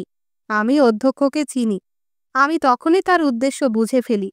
আমার বিরুদ্ধে ব্যবস্থা গ্রহণের ক্ষমতা যদিও তার আছে, তবুও এখনও তা করতে তিনি সাহস পান না। কিন্তু তিনি নিঃসন্দেহে আপনার মতামত আমার বিরুদ্ধে ব্যবহার করার কথা ভাবছেন। আপনার মতো একজন বিখ্যাত বিদেশিদের মতামত। তিনি এটা খুব হিসাব করেই করেছেন। দ্বীপে আজ আপনার দ্বিতীয় দিন। প্রাক্তন অধ্যক্ষ এবং তার রীতিপদ্ধতি সম্পর্কে আপনার কিছু জানা নেই। আপনার মন মানসিকতা গড়ে উঠেছে ইউরোপীয় চিন্তাধারায়। আপনি হয়তো নীতিগতভাবেই মৃত্যুদণ্ড প্রথার সাধারণ বিরোধী, আর মৃত্যুদণ্ড কার্যকর করার এইসব যান্ত্রিক হাতিয়ার ব্যবহারের বিশেষ বিরোধী। তাছাড়া আপনি দেখবেন যে মৃত্যুদণ্ডের প্রতি জনসাধারণের কোনো সমর্থন নেই। একটা মলিন অনুষ্ঠান পরিচালিত হচ্ছে একটা যন্ত্র দিয়ে, যা ইতিমধ্যে পুরনো ও জীর্ণ হয়ে গেছে। আর এখন এইসব বিবেচনা করে এটা কি প্রত্যাশিত নয় যে অধ্যক্ষ তাই ভাবছেন, আপনি আমার পদ্ধতিগুলি অনুমোদন করবেন না? আর যদি তাই হয়, তাহলে আপনি সেটা গোপন রাখবেন না? আমি এখনও অধ্যক্ষের দৃষ্টিকোণ থেকে কথা বলছি, কারণ আপনার বহুল পরীক্ষিত সিদ্ধান্তের প্রতি আপনি যথেষ্ট আস্থাবান। একথা সত্য, আপনি অনেক জনগোষ্ঠীর স্বাতন্ত্র্যমণ্ডিত বৈশিষ্ট্যসমূহ দেখেছেন, তার তাৎপর্য অনুধাবন করেছেন। আর তাই আমাদের পদ্ধতি প্রণালীর বিরুদ্ধে আপনি হয়তো খুব কঠোর প্রতিবাদী মনোভাব গ্রহণ করবেন না। নিজের দেশের ক্ষেত্রে হলে যেমনটা করতেন, কিন্তু অধ্যক্ষত্ব তার প্রয়োজন নেই। একটা হালকা, এমনকি অসতর্ক মন্তব্য শুনলেই সেটা তার জন্য যথেষ্ট হবে। যতক্ষণ পর্যন্ত আপাতদৃষ্টিতে সত্য বলে মনে হবে, তার উদ্দেশ্য সাধনের জন্য যথেষ্ট বলে মনে হবে, ততক্ষণ পর্যন্ত আপনি সত্যি সত্যি কী ভাবছেন তা প্রকাশ না করলেও তার কোনো অসুবিধা হবে না। আমি নিশ্চিত যে চতুর প্রশ্ন করে করে তিনি আপনাকে প্ররোচিত করবেন, আর তার মহিলারা আপনার চারপাশে বসে কান খাড়া করে আপনার কথা শুনবে। আপনি হয়তো এরকম কিছু বলবেন, আমাদের দেশে অপরাধ সংক্রান্ত পদ্ধতি প্রণালী ভিন্ন রকম, কিংবা আমাদের দেশে দণ্ডদানের আগে কয়েদিকে জিজ্ঞাসাবাদ করা হয়, কিংবা মধ্যযুগের পর থেকে আমরা নিপীড়ন পদ্ধতি ব্যবহার করিনি। এই উক্তিগুলি আপনার কাছে যেমন সত্য তেমনি স্বাভাবিক বলে মনে হবে। নির্দোষ মন্তব্য, যা আমার পদ্ধতি সম্পর্কে কোনো রায় দেয় না। কিন্তু অধ্যক্ষের ওপর এসবের কী প্রতিক্রিয়া হবে? আমি তাকে দেখতে পাচ্ছি, আমাদের সহৃদয় অধ্যক্ষকে। তিনি তৎক্ষণাৎ তার চেয়ার পেছনে ঠেলে দিয়ে ছুটে বারান্দায় বেরিয়ে যাবেন। আমি তার পরিবারের মহিলাদের দেখতে পাচ্ছি, তারা চেঁচাতে চেঁচাতে তার পিছনে ছুটবে। আমি তার কণ্ঠস্বর শুনতে পাচ্ছি, তার মহিলারা সেটাকে বলে বজ্রকণ্ঠ। তো তিনি যা বলেন তা হলো এই, পাশ্চাত্যের একজন বিখ্যাত তদন্তকারী, যিনি পৃথিবীর সকল দেশের অপরাধ সংক্রান্ত পদ্ধতি প্রণালী অনুশীলন করার জন্য প্রেরিত হয়েছেন, এইমাত্র বলেছেন যে বিচার কার্য পরিচালনায় আমাদের পুরানো ঐতিহ্য অমানবিক। এরকম একজন ব্যক্তিত্বের কাছ থেকে এ ধরনের মতামত পাবার পর আমার পক্ষে পুরানো পদ্ধতিগুলি অব্যাহত রাখা অসম্ভব। অতএব আজকের এই দিন থেকেই আমি আদেশ দিচ্ছি, ইত্যাদি ইত্যাদি। আপনি হয়তো বাধা দিয়ে বলতে চাইবেন যে আপনিও ও ধরনের কথা কোনো বলবেন না। কখনো বলেননি যে আমার রীতিপদ্ধতি অমানবিক, বরং আপনার মনে তা এই প্রত্যয়ই জাগিয়ে তুলেছে যে এইসব রীতিপদ্ধতি খুবই মানবিক এবং মানবিক মর্যাদার সঙ্গে সম্পূর্ণ সুসমঞ্জস্য। যে আপনি যন্ত্রটি দেখে বিস্ময়ে বিমুগ্ধ, কিন্তু ততক্ষণে বড় বেশি দেরি হয়ে যাবে। আপনি বারান্দা অবধি যেতেই পারবেন না, সেখানে মহিলাদের ভিড়। আপনি হয়তো নিজের প্রতি দৃষ্টি আকর্ষণ করার চেষ্টা করবেন, হয়তো চিৎকার করে উঠতে চাইবেন, কিন্তু একজন মহিলা তার হাত চাপা দিয়ে আপনার ঠোঁট বন্ধ করে রাখবেন, আর পুরানো অধ্যক্ষের সব কাজ পণ্ড হয়ে যাবে। এক্সপ্লোরারকে একটা হাসি চাপতে হলো। তাহলে যে কাজটিকে তিনি এত কঠিন ভেবেছিলেন তা এত সহজ। তিনি অফিসারের বক্তব্যকে পাশ কাটিয়ে বললেন, আপনি আমার প্রভাবকে বড় বেশি করে দেখছেন। অধ্যক্ষ আমাকে প্রদত্ত সুপারিশগুলি পড়েছেন। তিনি জানেন যে আমি অপরাধ সংক্রান্ত পদ্ধতি প্রণালীর কোনো বিশেষজ্ঞ নই। আমি যদি কোনো মতামত দিই, তা হবে একান্ত একটা নিতান্ত ব্যক্তিগত মতামত। সেটা একজন সাধারণ মানুষের মতামতের চাইতে মোটেই বেশি প্রভাব বিস্তার করবে না, এবং অবশ্যই তা অধ্যক্ষের মতামতের চাইতে কম প্রভাব বিস্তারী হবে। এবং আমি যতটা জেনেছি, এই কারা উপনিবেশে তিনি প্রভূত ক্ষমতার অধিকারী। আর তিনি যদি আপনার অনুসৃত পদ্ধতিগুলি সম্পর্কে আপনি যেরকম বিশ্বাস করেন সেই রকম বৈরী মনোভাব পোষণ করে থাকেন, তবে আমার মনে হয় আপনার ঐতিহ্যের দিন ফুরিয়ে এসেছে, আর আমার কাছ থেকে কোনো তুচ্ছ সাহায্য ছাড়াই সেটা ঘটবে। ব্যাপারটা কি অফিসার অবশেষে উপলব্ধি করতে পারল? না, তখনও সে তা বুঝতে পারেনি। সে সজোরে তার মাথা নাড়ল। দণ্ডপ্রাপ্ত লোকটিও সৈনিকের প্রতি একটু তাকালো। ওরা সঙ্গে সঙ্গে চালের কাছ থেকে পিছিয়ে গেল। তখন সে এক্সপ্লোরারের কাছে এসে মুখের দিকে না তাকিয়ে তার কোটের একটা জায়গায় দৃষ্টি স্থির নিবদ্ধ রেখে আগের চাইতে নিম্নকণ্ঠে বলল, আপনি অধ্যক্ষকে চেনেন না। আপনি নিজেকে ভাবছেন, আমাকে মাফ করবেন, আমাদের এইসব ব্যাপারে একজন বহিরাগত। কিন্তু বিশ্বাস করুন, আপনার প্রভাব যে কি বিশাল তা বলে বোঝানো যাবে না। আমি যখন শুনলাম যে আপনি একা প্রাণদণ্ড অনুষ্ঠানে উপস্থিত থাকবেন, তখন আমি ভীষণ খুশি হই। অধ্যক্ষ আমাকে ঘায়েল করার জন্য জিনিসটা এভাবে সাজিয়েছেন, কিন্তু আমি যখন সেটা আমার নিজের অনুকূলে নিয়ে আসব, অনেক লোক উপস্থিত থাকলে তারা ফিসফিস করে নানা মিথ্যা কথা বলতো, ঘৃণাভর্তি দৃষ্টিতে তাকাতো। এসব এড়ানো যেত না, আর এগুলি দ্বারা আপনার মন বিক্ষিপ্ত হতো। কিন্তু এখন এটা ঘটেনি। আপনি আমার ব্যাখ্যা শুনেছেন, যন্ত্রটা দেখেছেন, আর এখন প্রাণদণ্ড কিভাবে কার্যকর হয় তাও দেখবেন। আপনি নিঃসন্দেহে একটা সিদ্ধান্তে পৌঁছেছেন। যদি এখনো ছোটখাটো কিছু অনিশ্চয়তা থেকে থাকে, তাহলে প্রাণদণ্ড কার্যকরের দৃশ্য দেখার পর অবশ্যই তার নিরসন ঘটবে। আর এখন আমি আপনাকে অনুরোধ করছি, অধ্যক্ষের বিরুদ্ধে আপনি আমাকে সাহায্য করুন। এক্সপ্লোরার তাকে আর কিছু বলতে দিলেন না। তিনি বেশ জোরে বলে উঠলেন, আমি কেমন করে তা করব? এ অসম্ভব। আমি সাহায্যও করতে পারি না, বাধাও দিতে পারি না। না, আপনি পারেন, অফিসার বলল। এক্সপ্লোরার একটু ভয়ে ভয়ে লক্ষ্য করলেন যে অফিসার তার হাত মুষ্টিবদ্ধ করেছে। অফিসার আবার বলল, আরও বেশি জোরের সঙ্গে, না, আপনি পারেন। আমার একটা পরিকল্পনা আছে যা সফল হতে বাধ্য। আপনি ভাবছেন যে আপনার প্রভাব পর্যাপ্ত নয়, কিন্তু আমি জানি যে তা খুবই পর্যাপ্ত। কিন্তু যদি ধরেও নেই যে আপনি ঠিক, তাহলেও কি এই ঐতিহ্য টিকিয়ে রাখার জন্য আপনি চেষ্টা করবেন না? সে প্রয়াস যদি অপর্যাপ্ত হয় তবুও, তাহলে আমার পরিকল্পনাটা শুনুন। প্রথমেই যা দরকার তা হলো, আজকের এই সব পদ্ধতি প্রণালী সম্পর্কে আপনার মতামত দেবার সময় আপনি যতটা সম্ভব কম কথা বলবেন। আপনাকে সরাসরি প্রশ্ন করা না হলে আপনি কিছুই বলবেন না, কিন্তু যখন কিছু বলবেন তাও হবে সংক্ষিপ্ত এবং সাধারণ মন্তব্য। সবাই যেন বোঝে যে আপনি এ বিষয় নিয়ে কোনো আলোচনা করতে চান না। এ ব্যাপারে আপনার ধৈর্য শেষ হয়ে গেছে। নিজেকে সামলে না রাখলে আপনি খুব কঠোর ভাষা প্রয়োগ করে ফেলবেন। আমি আপনাকে কোনো মিথ্যা কথা বলতে বলছি না, কদাপি না। আপনি শুধু কাটা কাটা উত্তর দেবেন, যেমন হ্যাঁ, আমি প্রাণদণ্ড কার্যকর হতে দেখেছি, কিংবা হ্যাঁ, আমাকে ব্যাখ্যা করে বলা হয়েছে। ব্যাস, আর কিছু না। আপনার অধৈর্য হবার অনেক কারণ আছে, যদিও অধ্যক্ষের কাছে তা ধরা পড়বে না। তিনি বরং আপনার কথার ভুল অর্থ করবেন এবং নিজেকে খুশি করার মতো করে তার ব্যাখ্যা করবেন, এবং এর উপরেই নির্ভর করে আমার পরিকল্পনার সার্থকতা। আগামীকাল অধ্যক্ষের অফিসে সমস্ত উচ্চপদস্থ প্রশাসনিক কর্মকর্তাদের একটা আলোচনা সভা হবে। অধ্যক্ষ সেখানে সভাপতিত্ব করবেন। তার স্বভাব অনুযায়ী তিনি এসব সভাকে জনসাধারণের জন্য একটা প্রদর্শনী করে তোলেন। তিনি এর জন্য একটা গ্যালারি পর্যন্ত নির্মাণ করিয়েছেন, আর সেটা সর্বদা দর্শকদের দ্বারা পূর্ণ থাকে। আমি নিদারুণ বিরক্তিতে পীড়িত হলেও আমাকে এসব আলোচনা সভায় যোগ দিতে বাধ্য করা হয়। আর যাই ঘটুক না কেন, আপনি ওই সভায় আমন্ত্রিত হবেন। আর আজ আপনি আমার পরামর্শ অনুযায়ী আচরণ করলে সেটা হবে একটা জরুরি অনুরোধ। তবে যদি কোনো রহস্যজনক কারণে আপনি আমন্ত্রিত না হন, তাহলে আপনি নিজেই আমন্ত্রণ চেয়ে নেবেন। তখন আপনি নিঃসন্দেহে তা লাভ করবেন। অতএব আগামীকাল আপনি মহিলাদের সঙ্গে অধ্যক্ষের পাশে আসন গ্রহণ করবেন। আপনি উপস্থিত আছেন কিনা সে সম্পর্কে নিশ্চিত হওয়ার জন্য তিনি বারবার ফিরে ফিরে চোখ তুলে আপনাকে দেখবেন। প্রধানত জনতার চিত্তে রেখাপাত করার জন্য কিছু তুচ্ছ হাস্যকর বিষয় তোলা হবে, বেশিরভাগই পোতাশ্রয় সংক্রান্ত। পোতাশ্রয় সম্পর্কিত ছাড়া আর কিছুই না। তারপর আমাদের বিচার পদ্ধতির বিষয়টিও আলোচনার জন্য উত্থাপিত হবে। যদি অধ্যক্ষ তা না করেন কিংবা করতে খুব বেশি দেরি করেন, তাহলে আমি দেখব যে তা আলোচিত হবে। আমি উঠে দাঁড়িয়ে আজকে অনুষ্ঠিত প্রাণদণ্ড সম্পর্কে একটা বিবৃতি দেব। বেশ সংক্ষেপে, শুধু একটা বিবৃতি। সচরাচর এটা করা হয় না, কিন্তু এখন করব। অধ্যক্ষ আমাকে ধন্যবাদ জানাবেন, সর্বদা যেমন করেন তেমনি। অমায়িক হাসি হেসে তারপর তিনি আর আত্মসংবরণ করতে পারবেন না।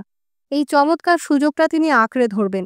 তিনি এই ধরনের কথা বলবেন, এইমাত্র একটি প্রাণদণ্ড কার্যকর করার কথা এখানে রিপোর্ট করা হয়েছে। আমি শুধু এইটুকু যোগ করতে চাই যে একজন বিখ্যাত এক্সপ্লোরার এই প্রাণদণ্ড কার্যকর হতে দেখেছেন। তার উপস্থিতি দ্বারা আপনারা সবাই জানেন তিনি আমাদের এই উপনিবেশকে সম্মানিত করেছেন। আজকের আলোচনা সভার এই অধিবেশনে তার উপস্থিতিও ঘটনার গুরুত্ব বৃদ্ধি করেছে। প্রাণদণ্ড কার্যকর করার আমাদের ঐতিহ্যবাহী প্রথা এবং যেভাবে আমরা সেখানে উপনীত হই সে সম্পর্কে তার মতামত জানা কি আমাদের পক্ষে সমীচীন হবে না? অবশ্যই সবাই হাততালি দিয়ে উঠবে, এ প্রস্তাবে মত দেবে। অন্য সবার চাইতে বেশি জোর দিয়ে আমি তা সমর্থন করব। অধ্যক্ষ তখন মাথা নুইয়ে আপনাকে অভিবাদন করে বলবেন, তাহলে সমবেত সবার নামে আমি আপনাকে প্রশ্নটা করলাম। আপনি তখন সামনে এগিয়ে আসবেন। আপনার হাত দুটি এমনভাবে রাখবেন যেন সবাই স্পষ্টভাবে তা দেখতে পায়। অধ্যক্ষের মহিলারা আপনার হাতে হাত রেখে আপনার আঙ্গুল স্পর্শ করবেন এবং অবশেষে আপনি আপনার কথা বলবেন। আমি কি করে আমার টেনশন দমন করে ওই মুহূর্তটির জন্য অপেক্ষা করব আমি জানি না। আপনার ভাষণদানের সময় আপনি নিজের ওপর কোনো নিয়ন্ত্রণ আরোপ করবেন না। উচ্চকণ্ঠে শুধু সত্য প্রকাশ করবেন। বক্সের উপর ঝুঁকে দাঁড়াবেন, চিৎকার করবেন। হ্যাঁ, চিৎকার করে আপনার সিদ্ধান্ত জানিয়ে দেবেন। অধ্যক্ষকে আপনার অবিচলিত মতামত জানাবেন। হয়তো আপনি এমনটা করতে চাইবেন না, এ আপনার স্বভাবের সঙ্গে সঙ্গতিপূর্ণ নয়। আপনার দেশে মানুষ হয়তো এসব কাজ ভিন্নভাবে করে। ঠিক আছে, তাও যথেষ্ট কার্যকর হবে। আপনাকে উঠেও দাঁড়াতে হবে না, শুধু অল্প কয়েকটা কথা বলবেন। ফিসফিস করে বললেও হবে। নিচে বসা কর্মকর্তারা শুনতে পারলেই চলবে, তাই যথেষ্ট হবে। প্রাণদণ্ডদানের ব্যাপারে জনগণের যে সমর্থন নেই সে কথাও আপনার উল্লেখ করার দরকার নেই। ক্যাঁচ ক্যাঁচ শব্দ করা চাকা, ছেঁড়া ফিতা, নোংরা পশমি গোছ, এসব কোনো কিছুই আপনার উল্লেখ করার প্রয়োজন নেই। এই সব কিছুর দায় দায়িত্ব আমি আমার নিজের কাঁধে নেব। এবং বিশ্বাস করুন, আমাকে অভিযুক্ত করার পরিণামে তা যদি তাকে আলোচনা কক্ষ থেকে বাইরে তাড়িয়ে নিয়ে নাও যায়, সেটা তাকে হাঁটু গেড়ে এই স্বীকৃতি উচ্চারণে বাধ্য করবেই।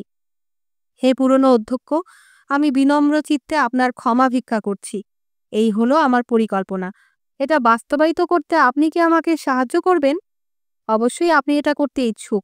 তার চাইতেও বড় কথা, এটা আপনাকে করতেই হবে। অফিসার এক্সপ্লোরারের দু বাহু জড়িয়ে ধরে জোরে জোরে নিঃশ্বাস নিতে নিতে তার মুখের দিকে একদৃষ্টিতে তাকালো। শেষ বাক্যটি সে এত জোরে চেঁচিয়ে বলে যে সৈনিক এবং দণ্ডপ্রাপ্ত লোকটি দুজনেই চমকে উঠে তার প্রতি মনোযোগ দেয়। যদিও তার কথার এক বর্ণও তাদের বোধগম্য হলো না, কিন্তু তারা তাদের খাওয়া বন্ধ করল। তাদের মুখের আগেকার গ্রাস চিবুতে চিবুতে এক্সপ্লোরারের দিকে চোখ তুলে তাকালো। এক্সপ্লোরার কি উত্তর দেবেন সে সম্পর্কে তার মনে গোড়া থেকেই কোনো সন্দেহ ছিল না।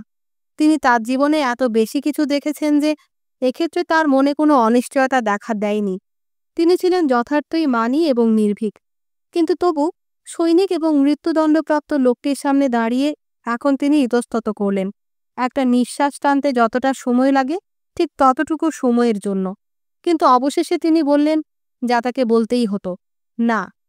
অফিসার কয়েকবার তার চোখ পিটপিট করল, কিন্তু তার চোখ সরিয়ে নিল না। এক্সপ্লোরার জিজ্ঞাসা করলেন, আমি কি আপনাকে ব্যাখ্যা করে বলবো? অফিসার নিঃশব্দে মাথা নাড়ল। এক্সপ্লোরার তখন বললেন, আমি আপনার পদ্ধতি অনুমোদন করি না। আমাকে আপনার আস্থায় নেবার আগেই অবশ্যই কোনো পরিস্থিতিতেই আমি আপনার আস্থার অমর্যাদা করব না। আমি ভাবছিলাম এ ব্যাপারে হস্তক্ষেপ করা কি আমার উচিত হবে? আর আমার হস্তক্ষেপের কি সাফল্যমণ্ডিত হবার সামান্যতম সম্ভাবনা আছে? কার দিকে সাহায্যের জন্য আমার তাকানো উচিত আমি তা বুঝেছিলাম। অবশ্যই আপনাদের অধ্যক্ষের দিকে। আপনি সেটা আরও পরিষ্কার করে দিয়েছেন। আমার সিদ্ধান্তকে দৃঢ়তর না করেই বরং তার উল্টোটা ঘটেছে। আপনার আন্তরিক প্রত্যয় আমাকে স্পর্শ করেছে, যদিও আমার সিদ্ধান্তকে তা প্রভাবিত করতে পারেনি। অফিসার চুপ করে থাকল, যন্ত্রটার দিকে ঘুরে তাকালো, একটা তামার দণ্ড জড়িয়ে ধরল, তারপর একটু পিছনে হেলে নকশাবিদের ওপর চোখ রাখল, যেন সব যে ঠিক ঠিক আছে নিজেকে সে বিষয়ে নিশ্চিত করে নিল। সৈনিক এবং দণ্ডপ্রাপ্ত লোকটি মনে হলো একটা সমঝোতা এসেছে। দণ্ডপ্রাপ্ত লোকটি সৈনিককে কিছু একটা ইঙ্গিত করেছিল, যদিও শক্ত করে বাঁধা ফিতার জন্য নড়াচড়া করতে তার খুব অসুবিধা হচ্ছিল। সৈনিকটি নিচু হয়ে তার উপর ঝুঁকে পড়েছে। দণ্ডপ্রাপ্ত লোকটি ফিসফিস করে কি যেন বলল, আর সৈনিকটি সায় দিয়ে তার মাথা নাড়ল। এক্সপ্লোরার অফিসারের কাছে গিয়ে বললেন, আমি কি করব বলে ঠিক করেছি আপনি তা এখনো জানেন না। আমি নিশ্চয়ই এই পদ্ধতি সম্পর্কে আমি কি মনে করি তা অধ্যক্ষকে বলবো, কিন্তু কোনো প্রকাশ্য আলোচনা সভায় নয়, শুধু গোপনে। তাছাড়া আলোচনা সভায় যোগ দেবার মতো অত দীর্ঘ সময় আমি এখানে থাকছি না। আমি কাল খুব সকালেই চলে যাচ্ছি। অন্তত আমি আমার জাহাজে উঠে পড়ব। তার কথা অফিসারের কানে গেল বলে মনে হলো না। সে আপন মনে বলল, তাহলে পদ্ধতিটা আপনার কাছে বিশ্বাসযোগ্য বলে মনে হয়নি? বলে সে মৃদু হাস্য করল। শিশুর বালখিল্যতা দেখে একজন বৃদ্ধ যেভাবে হাসে সেইভাবে। কিন্তু ওই হাসির পেছনে নিজের গভীর চিন্তাও সে অব্যাহত রাখল। অবশেষে সে বলল, তাহলে সময় হয়ে গেছে। হঠাৎ সে জলজলে চোখে এক্সপ্লোরারের দিকে তাকালো। সেই দৃষ্টিতে ছিল একটা চ্যালেঞ্জ, সেই সঙ্গে সহযোগিতা করার জন্য একটা আবেদনও। অস্বস্তির সঙ্গে এক্সপ্লোরার প্রশ্ন করলেন, কিসের সময়? কিন্তু কোনো উত্তর পেলেন না। অফিসার মৃত্যুদণ্ডপ্রাপ্ত লোকটিকে তার মাতৃভাষায় বলল, তুমি মুক্ত। লোকটি প্রথমে তার কথা বিশ্বাস করল না। অফিসার আবার বলল, হ্যাঁ, তোমাকে মুক্তি দেয়া হলো। এই প্রথমবারের মতো লোকটির মুখে সত্যিকার প্রাণচাঞ্চল্য দেখা গেল। এটা কি সত্য? এই কি অফিসারের একটা খেয়ালিপনা, যেটা আবার বদলে যেতে পারে? বিদেশি এক্সপ্লোরার কি অনুরোধ উপরোধ করে তার মুক্তি এনে দিয়েছেন? কি এটা? তার মুখের উপর এইসব প্রশ্ন ফুটে উঠতে দেখা গেল। কিন্তু যাই হোক না কেন, যদি মুক্তি পাওয়া যায় তাহলে সে যথার্থই মুক্ত হতে চায়। আর তাই মইয়ের সীমাবদ্ধতার মধ্যে থেকে যতটুকু পারা যায় ততটুকু আপ্রাণ চেষ্টা করতে সে শুরু করল। অফিসার চেঁচিয়ে উঠল, তুমি আমার ফিতাগুলি ছিঁড়ে ফেলবে? স্থির হয়ে শুয়ে থাকো, আমরা অল্পক্ষণের মধ্যেই ওগুলি ঢিলা করে দেব। সৈনিককে তাকে সাহায্য করতে ইঙ্গিত করে সে নিজেই কাজে লেগে গেল। মৃত্যুদণ্ডপ্রাপ্ত লোকটি নিঃশব্দে হেসে উঠে তার মুখ একবার বাঁয়ে অফিসারের দিকে আরেকবার ডাইনে সৈনিকের দিকে ফিরিয়ে তাদের দেখতে লাগল। এক্সপ্লোরারকেও সে বাদ দিল না। অফিসার আদেশ দিল, ওকে বার করে আনো। মইয়ের জন্য কাজটা খুব সাবধানে করতে হলো। ইতিমধ্যে তার অধৈর্যের দরুন দণ্ডপ্রাপ্ত লোকটি তার পিঠের কয়েক জায়গা কেটে ফেলেছে। এরপর থেকে অফিসার তার প্রতি প্রায় কোনো মনোযোগই দিল না। সে এক্সপ্লোরারের কাছে গিয়ে পকেট থেকে আবার তার ছোট চামড়ার ব্যাগটা বার করে কাগজপত্রগুলো উল্টে পাল্টে দেখল। তারপর যেটা খুঁজছিল সেটা পেয়ে এক্সপ্লোরারকে তা দেখিয়ে বলল, এটা পড়ুন। এক্সপ্লোরার বললেন, এ তো আমি পড়তে পারি না। আপনাকে তো আমি আগেই বলেছি যে এই লিপি আমি পড়তে পারি না। অফিসার বলল, একটু ভালো করে দেখে চেষ্টা করুন। সে এক্সপ্লোরারের খুব কাছে এগিয়ে এলো, যেন তারা দুজনে একসঙ্গে লেখাটা পড়তে পারেন। কিন্তু যখন এটাও ব্যর্থ হলো, তখন সে কাগজটার একটু উপরে তার কড়ে আঙুল তুলে যেন কোনো রকম স্পর্শ দ্বারা তা মলিন না হয়, সে ওই আঙুল দিয়ে লিপির প্রান্ত রেখাগুলি নির্দেশিত করল। ওইভাবে এক্সপ্লোরারকে লেখাটা পড়তে সে সাহায্য করতে চাইল। অফিসারকে অন্তত এই একটা ক্ষেত্রে খুশি করার জন্য এক্সপ্লোরার সত্যিই চেষ্টা করলেন, কিন্তু তিনি কিছুই বুঝতে পারলেন না। এবার অফিসার একটা একটা অক্ষর ধরে বানান করল, তারপর বলল, এই যে এখানে লেখা আছে ন্যায়পরায়ণ হও, এখন নিশ্চয়ই আপনি পড়তে পারছেন। এক্সপ্লোরার কাগজটার এত কাছে ঝুঁকলেন যে অফিসারের ভয় হলো তিনি বুঝি সেটা ছুঁয়ে ফেলবেন। সে তাড়াতাড়ি সেটা আরো দূরে সরিয়ে নিল। এক্সপ্লোরার কোনো মন্তব্য করলেন না, তবু এটা পরিষ্কার বোঝা যাচ্ছিল যে তিনি এখনও ওই লিপির কিছুই মর্মোদ্ধার করতে পারেননি। অফিসার আরও একবার বলল, ওখানে লেখা আছে ন্যায়পরায়ণ হও, হয়তো তাই।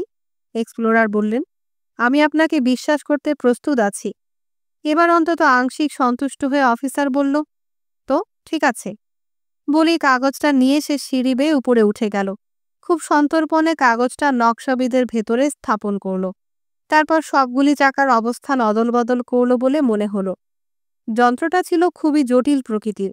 অনেকগুলি খুব ছোট ছোট চাকা ছিল তার মধ্যে। মাঝে মাঝে অফিসারের মাথা নকশাবিদের মধ্যে সম্পূর্ণ অদৃশ্য হয়ে যাচ্ছিল। তাকে এতই নিখুঁতভাবে মেশিনটা নিয়ন্ত্রিত করতে হচ্ছিল। এক্সপ্লোরার নিচে দাঁড়িয়ে কোনো রকম বাধাবিঘ্ন ছাড়া তার কাজ লক্ষ্য করলেন। তার ঘাড় ব্যথা করতে লাগল। আকাশের সূর্যের তীব্র আলোয় চোখ করকর করে উঠল। সৈনিক এবং দণ্ডপ্রাপ্ত লোকটি এখন একযোগে কাজ করছে। লোকটির শার্ট এবং প্যান্ট গর্তে জলে ভাসছিল। সৈনিক তার বেয়োনেটের অগ্রভাগ দিয়ে সেগুলি তুলে আনল। শার্টটা জঘন্য রকম নোংরা হয়ে গিয়েছিল। শার্টের মালিক বালতির জলে সেটা ধুয়ে নিল। শার্ট প্যান্ট গায়ে চড়াবার পর সৈনিক আর লোকটা দুজনেই হো হো করে হেসে উঠল। পেছনটা কাটা, একেবারে ফাঁকা। লোকটা হয়তো মনে করে যে সৈনিককে আনন্দ দেয়া তার কর্তব্য, তাই সে তার কাটা ফাঁক করা জামা কাপড় নিয়ে তার চারপাশে ঘুরতে লাগল। আর সৈনিকটি মাটিতে বসে আনন্দোচ্ছ্বাসে হাঁটু চাপড়াতে থাকল। তবু ভদ্রলোকদের প্রতি সম্মানবশত তারা প্রায় সঙ্গে সঙ্গে তাদের আনন্দ উচ্ছ্বাস নিয়ন্ত্রিত করল। অবশেষে অফিসারের উপর তার কাজ শেষ করল পড়ে। যন্ত্রটার সব খুঁটিনাটি আরেকবার মনোযোগের সঙ্গে পর্যবেক্ষণ করল, মৃদু হাস্যের সঙ্গে। কিন্তু এবার নকশাবিদের মুখের ঢাকনা বন্ধ করে দিল।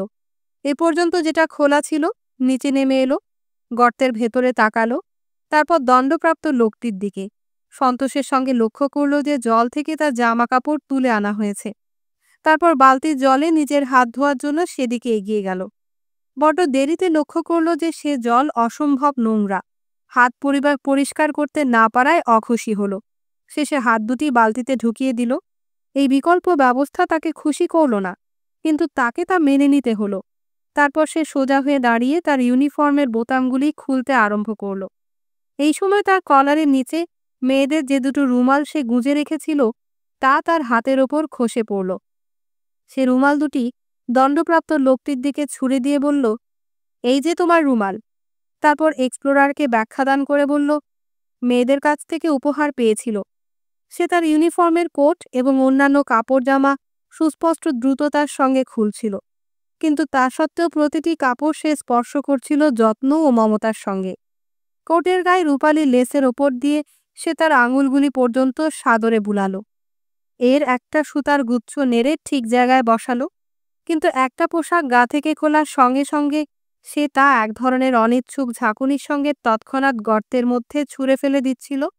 আর তারই আচরণের সাথে জামা কাপড় খোলার সময়ের যত্ন ও মমতার কোনো সাযুজ্য ছিল না। তার কাছে তার শেষ যে বস্তু অবশিষ্ট ছিল তা হলো তার ছোট তরবারি এবং তরবারির বন্ধনীটি। সে খাপ থেকে তরবারিটি টেনে খুলে বার করল, সেটা ভাঙল, তার টুকরাগুলি জড়ো করল, তরবারি, খাপ এবং বন্ধনীর টুকরোগুলি। তারপর সজোরে তা ছুঁড়ে ফেলে দিল। ঝনঝন শব্দ তুলে সেগুলি পড়ল গিয়ে গর্তের মধ্যে। এখন সে দাঁড়িয়ে আছে নগ্ন দেহে। এক্সপ্লোরার নিজের ঠোঁট কামড়ালেন, কিন্তু কিছু বললেন না।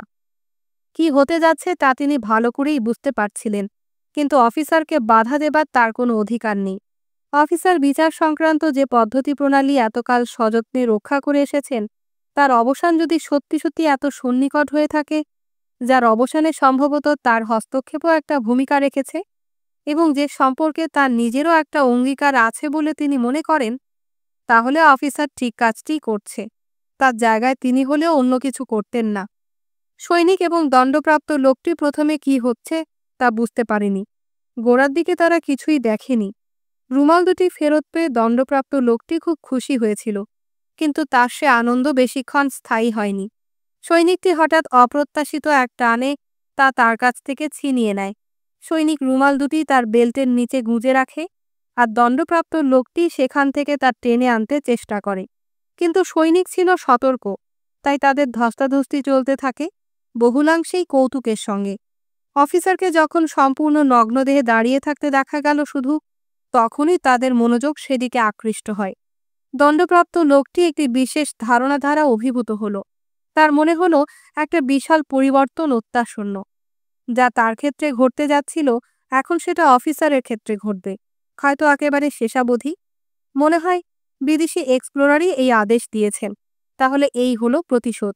যদিও একেবারে শেষ পর্যন্ত তাকে নির্যাতন সইতে হয়নি, তবু তার প্রতিশোধ কার্যকর হবে একেবারে শেষ পর্যন্ত।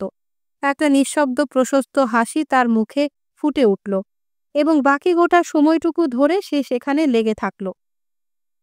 এদিকে অফিসার যন্ত্রের কাছে ফিরে গিয়েছিল।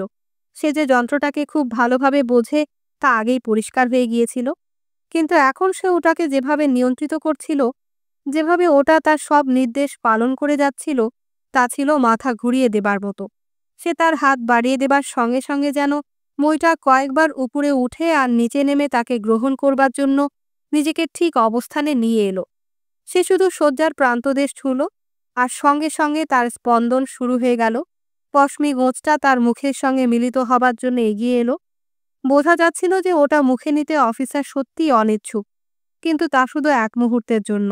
অনতিবিলম্বে সে আত্মসমর্পণ করে সেটা গ্রহণ করল। সব এখন প্রস্তুত, শুধু দুপাশে ফিতাগুলি ঝুলছিল, কিন্তু অফিসারকে তো বেঁধে রাখার দরকার নেই। এই সময় দণ্ডপ্রাপ্ত লোকটির চোখে পড়ল খোলা ফিতাগুলি। তার মতে ফিতাগুলি ঠিকমতো বেঁধে না দিলে দণ্ড কার্যকর করার কাজটি অসম্পূর্ণ থাকবে। সে ব্যগ্রভাবে সৈনিককে হাত নেড়ে ইঙ্গিত করল। তখন অফিসারকে শুইয়ে বেঁধে ফেলার জন্য তারা দুজনে একসঙ্গে সেদিকে ছুটে গেল। অফিসার ইতিমধ্যে নকশাবিদ চালু করার জন্যে নির্ধারিত হাতলটা ঠেলে দেবার উদ্দেশ্যে তার একটা পা প্রসারিত করে দিয়েছিল, কিন্তু যখন সে ওই দুজনকে দৌড়ে তার দিকে আসতে দেখল, তখন সে তার পা টেনে আনল এবং নিজেকে বেঁধে ফেলতে দিল। কিন্তু এখন আর সে হাতলটা পর্যন্ত পৌঁছতে পারছে না, আর সৈনিক কিংবা দণ্ডপ্রাপ্ত লোকটি কেউই সেটা খুঁজে পাবে না। আর এক্সপ্লোরার এ ব্যাপারে স্থির করে ফেলেছিলেন যে তিনি তার একটি আঙুলও নাড়বেন না। অবশ্য ফিতাগুলি বাঁধার সঙ্গে সঙ্গে যন্ত্রটার কাজ শুরু করার দরকার ছিল না। এখন শয্যা স্পন্দিত হচ্ছে, সুইগুলি ত্বকের উপর ঝিরঝির করে কাঁপছে, মই উঠছে আর পড়ছে। এক্সপ্লোরার বেশ কিছুক্ষণ ধরে একদৃষ্টিতে তার দিকে তাকিয়েছিলেন। তারপর হঠাৎ তার মনে পড়ল যে নকশাবিদের মধ্যে একটা চাকার ক্যাচ ক্যাচ শব্দ করার কথা, কিন্তু এখন সব নিথর নীরব। ক্ষীণতম গুঞ্জনধ্বনিও শোনা যাচ্ছে না। যন্ত্রটা এত নিঃশব্দে কাজ করে যাচ্ছিল যে সেটা কারো নজরেই পড়েনি। এক্সপ্লোরার সৈনিক এবং দণ্ডপ্রাপ্ত লোকটিকে লক্ষ্য করল। দুজনের মধ্যে শেষের জনকেই দেখা গেল বেশি প্রাণচঞ্চল। যন্ত্রটার সবকিছু সম্পর্কেই সে বিশেষ কৌতূহল দেখালো। একবার নিচু হয়ে ঝুঁকে, একবার পায়ের পাতার উপর উঁচু হয়ে দাঁড়িয়ে সে ভালো করে দেখেছে সবকিছু। সারাক্ষণ তার তর্জনী দিয়ে সে সৈনিককে সব খুঁটিনাটি দেখাচ্ছে। এক্সপ্লোরার এতে বেশ বিরক্ত হলেন। তিনি এখানে শেষ পর্যন্ত থাকার সিদ্ধান্ত নিয়েছেন, কিন্তু ওই দুজনের উপস্থিতি তার কাছে অসহ্য মনে হলো। তিনি ওদেরকে লক্ষ্য করে বললেন, যাও, বাড়ি ফিরে যাও। সৈনিকটির যেতে কোনো আপত্তি ছিল না, কিন্তু দণ্ডপ্রাপ্ত লোকটির কাছে ওই নির্দেশ একটা শাস্তি বলে মনে হলো। সে হাত জোর করে থাকবার জন্য অনুমতি ভিক্ষা করল। এক্সপ্লোরার যখন মাথা নাড়লেন, যখন দেখা গেল যে তিনি নরম হচ্ছেন না, তখন সে হাঁটু গেড়ে পর্যন্ত তার প্রার্থনা জানালো। এক্সপ্লোরার দেখলেন যে শুধু হুকুমে কাজ হবে না। তিনি তখন ওদের কাছে গিয়ে তাদের ঠেলে বার করে দেবার সিদ্ধান্ত নিলেন, কিন্তু ওই মুহূর্তেই তিনি তার মাথার উপরে নকশাবিদের মধ্যে একটা গোলমালের শব্দ শুনতে পেলেন। তিনি চোখ তুলে ওপরের দিকে তাকালেন। শেষ পর্যন্ত ছোট চাকাটি কি গন্ডগোল করতে যাচ্ছে? কিন্তু না, এ একটা ভিন্ন ব্যাপার। নকশাবিদের ঢাকনাটা ধীরে ধীরে উপরে উঠে গেল, তারপর সেটা সশব্দে ফাঁক হয়ে খুলে গেল। একটা চাকার দাঁতগুলি দেখা গেল। চাকাটা আরও একটু উপরে উঠল। অল্পক্ষণের মধ্যেই গোটা চাকাটা দৃশ্যমান হলো। যেন একটা কোনো প্রচণ্ড শক্তি নকশাবিদকে পিষে নিংড়ে ফেলছে, যার ফলে তার মধ্যে চাকার আর স্থান সংকুলান হচ্ছে না। চাকাটা নকশাবিদের একেবারে প্রান্তে না আসা পর্যন্ত উঠতে থাকলো, তারপর নিচে পড়ে গেল, কাঠামোর উপরে ভর করে বালুর মধ্যে কিছুটা গড়িয়ে গেল, তারপর অনড় পড়ে থাকলো। কিন্তু ইতিমধ্যে ওটার পেছনে পেছনে আরেকটা চাকা ওপরে উঠে আসতে শুরু করেছে, তারপর আরো অনেকগুলি, বড় ছোট, এত ছোট যে দেখাই যায় না। আর প্রতিটির ক্ষেত্রে একই ব্যাপার ঘটতে লাগলো। প্রতি মুহূর্তে মনে হলো যে নকশাবিদ এখন শূন্য, তার ভেতরে আর কিছুই নেই। কিন্তু তখনই দেখা গেল আরো আরো অসংখ্য চাকা উপরে উঠে আসছে, নিচে পড়ে যাচ্ছে, বালিতে গড়াচ্ছে, তারপর অনড় হয়ে পড়ে থাকছে। এই দৃশ্য দণ্ডপ্রাপ্ত মানুষটার মন থেকে এক্সপ্লোরারের আদেশ সম্পূর্ণ মুছে দেয়, তাকে মুগ্ধ বিস্ময়ে চুম্বকের মতো আটকে রাখে। সে সারাক্ষণই একটা চাকা ধরতে চেষ্টা করছিল, সেই সঙ্গে সঙ্গে সৈনিকটিকেও তাকে সাহায্য করার জন্য তাগাদা দিচ্ছিল, কিন্তু শেষ মুহূর্তে নিজের হাতটা দ্রুত পেছনে টেনে আনছিল, কারণ একটা না একটা চাকা ক্রমাগত আসতেই থাকে এবং তা তাকে শঙ্কিত করে তোলে। অপরপক্ষে এক্সপ্লোরার খুব বিচলিত হয়ে পড়েন। স্পষ্টতই যন্ত্রটা ভেঙে পড়ছে, এর নীরব কর্ম একটা বঞ্চনা। তার মনে হলো এই মুহূর্তে অফিসার আর তার নিজের দেখাশোনা করতে সক্ষম নয়, এখন তাকেই অফিসারের পাশে দাঁড়াতে হবে। কিন্তু হুড়মুড় করে ধসে পড়া চাকাগুলি তার সমস্ত মনোযোগ আকর্ষণ করায় তিনি যন্ত্রের অন্যান্য অংশের দিকে তাকাতে ভুলে গিয়েছিলেন। কিন্তু এখন শেষ চাকাটিও নকশাবিদের ভেতর থেকে বেরিয়ে এসেছে। এক্সপ্লোরার এবার মইয়ের ওপর ঝুঁকে তাকালেন, আর তখন তিনি দেখলেন যে আরও একটা নতুন ও অপ্রিয় বিস্ময় তার জন্য অপেক্ষা করছে। মই কিছু লিখছে না, শুধু খোঁচা দিচ্ছে, আর শয্যা দেহটাকে উল্টে দিচ্ছে না, শুধু থির থির করে কাঁপতে থাকা শরীরটাকে উপরে তুলে সূচগুলির গায়ে এনে ফেলছে। এক্সপ্লোরারের একটা কিছু করার ইচ্ছা হলো। সম্ভব হলে তিনি গোটা মেশিনটা বন্ধ করে তাকে নিশ্চল করে দিতে চাইলেন, কারণ অফিসার যে নিখুঁত চমৎকারিত্বের খারাপ নির্যাতনের পরিকল্পনা করেছিলেন, এটা তো তা নয়, এটা তো নিছক সাধাসিধে খুন। তিনি তার হাত বাড়ালেন সামনের দিকে, কিন্তু ঠিক সেই মুহূর্তে মইটা তার গায়ে গাঁথা দেহটা নিয়ে উপরে উঠে একপাশে সরে গেল। 12 ঘন্টা এলে ওটা সাধারণত যা করত তাই করল। রক্ত এখন শতধারায় প্রবাহিত হচ্ছে, আর জল মিশ্রিত হয়ে নয়, কারণ ফোয়ারার মতো জল ছিটাবার কলকব্জাটাও তখন অকেজো হয়ে গিয়েছিল। আর এখন যন্ত্রের শেষ কাজটিও সম্পন্ন হতে পারল না। দীর্ঘ সূচগুলি থেকে দেহটা খসে পড়ল না, ঝর্ণার মতো রক্তধারা নিয়ে গর্তের মধ্যে না পড়ে গিয়ে সেটা তার উপরে ঝুলে থাকল। মইটা তার পুরানো জায়গায় ফিরে যেতে চেষ্টা করল, কিন্তু মনে হলো ওটা যেন দেখল যে তার বোঝা সে এখনো ফেলে দিতে পারেনি। তাই গর্তের ওপরে ও যেখানে ছিল সেখানেই স্থির হয়ে থাকল। এক্সপ্লোরার সৈনিক ও দণ্ডপ্রাপ্ত লোকটির উদ্দেশ্যে চেঁচিয়ে উঠলেন, এসো, আমাকে সাহায্য করো। তিনি নিজেই অফিসারের পা দুটো ধরলেন, তার ইচ্ছা তিনি ওর পা দুটো ঠেলে দেবেন, আর বিপরীত দিক থেকে ওরা দুজন তার মাথাটা টানবে, যেন আস্তে আস্তে তাকে সূচগুলোর নিচ থেকে বার করে আনা যায়। কিন্তু অন্য দুজন এগিয়ে আসার ব্যাপারে মন স্থির করতে পারল না। দণ্ডপ্রাপ্ত লোকটি তো অন্যদিকে তার মুখ ঘুরিয়ে নিল। এক্সপ্লোরারকে ওদের কাছে গিয়ে অফিসারের মাথার দিকে অবস্থান নিতে ওদের বাধ্য করতে হলো, আর এ পর্যায়ে অনিচ্ছা সত্ত্বেও তাকে মৃতদেহের মুখের দিকে তাকাতে হলো। ওই মুখ জীবিত অবস্থায় যেমন ছিল এখনো তেমনি দেখালো, সেখানে প্রতিশ্রুত ত্রাণ লাভের কোনো চিহ্ন দেখা গেল না। অন্যরা যন্ত্রের মধ্যে যা পেয়েছিল অফিসার তা পায়নি। তার ঠোঁটজোড়া দৃঢ় নিবদ্ধ, দু চোখ খোলা, মুখের অভিব্যক্তি জীবনে যেমন ছিল এখনো সেই রকম, দৃষ্টি শান্ত ও আস্থাশীল, কপাল ফুঁড়ে বড় লোহার কি লকটি অগ্রভাগ বেরিয়ে আসছে। এক্সপ্লোরার তারপর উপনিবেশের প্রথম বাড়িগুলির কাছে এসে পৌঁছলেন। তার পেছনে পেছনে এলো সৈনিক আর দণ্ডপ্রাপ্ত লোকটি। সৈনিককে একটা বাড়ি দেখিয়ে বলল, এই যে চাখানা। বাড়িটার একতলায় ছিল একটা নিচু গভীর গুহার মতো জায়গা, দেয়াল আর ছাদ ধোঁয়ায় কালিময়। রাস্তার দিকে পুরোটাই উন্মুক্ত। কলোনির অন্য বাড়িগুলির সাথে এর প্রায় কিছুই ভিন্নতা ছিল না। অন্য সব বাড়ির মতো এটাও ছিল জরাজীর্ণ। অধ্যক্ষের প্রাসাদোপম বাসভবনেরও ছিল একই অবস্থা। তবুও এক্সপ্লোরারের মনে হলো এই বাড়িটার যেন এক ধরনের ঐতিহাসিক ঐতিহ্য আছে। তিনি এর মধ্যে বিগত দিনের একটা শক্তি অনুভব করলেন। তিনি বাড়িটার কাছে এগিয়ে গেলেন, তার সঙ্গীরা তাকে অনুসরণ করল। বাড়ির সামনের রাস্তায় যেসব খালি টেবিল পাতা ছিল, তিনি একেবারে তার ভেতরে গিয়ে দাঁড়ালেন এবং ভেতর থেকে ভেসে আসা ঠান্ডা ভারী বাতাস তার নিঃশ্বাসের সঙ্গে টেনে নিলেন। সৈনিক বলল, প্রাক্তন অধ্যক্ষকে এখানে কবর দেয়া হয়েছে। পাদ্রী গির্জা প্রাঙ্গণে তাকে সমাহিত হতে দেননি। বেশ কিছু সময়ের জন্য কেউ স্থির করতে পারেনি কোথায় তাকে কবর দেয়া যায়। শেষ পর্যন্ত ওরা এখানেই তাকে সমাহিত করে। অফিসার নিশ্চয়ই আপনাকে একথা বলেনি? এটা নিয়েই তার সবচাইতে বেশি লজ্জা ছিল। ও কয়েকবারই রাতের বেলায় তার মৃতদেহ এখান থেকে খুঁড়ে তুলে নিয়ে যাবার চেষ্টা করে, কিন্তু প্রতিবারই তাকে ধাওয়া করে তাড়িয়ে দেয়া হয়। কবরটা কোথায়? এক্সপ্লোরার জিজ্ঞেস করলেন। তিনি সৈনিকের কথা বিশ্বাস করতে পারছিলেন না। সঙ্গে সঙ্গে সৈনিক আর দণ্ডপ্রাপ্ত মানুষ উভয়ই কবরটা যেখানে থাকা উচিত সেদিকে হাত বাড়িয়ে দেখিয়ে তার আগে আগে ছুটতে লাগল। তারা এক্সপ্লোরারকে একেবারে পশ্চাতের দেয়াল পর্যন্ত নিয়ে এলো। সেখানে কয়েকজন অভ্যাগত কয়েকটা টেবিলে বসেছিল।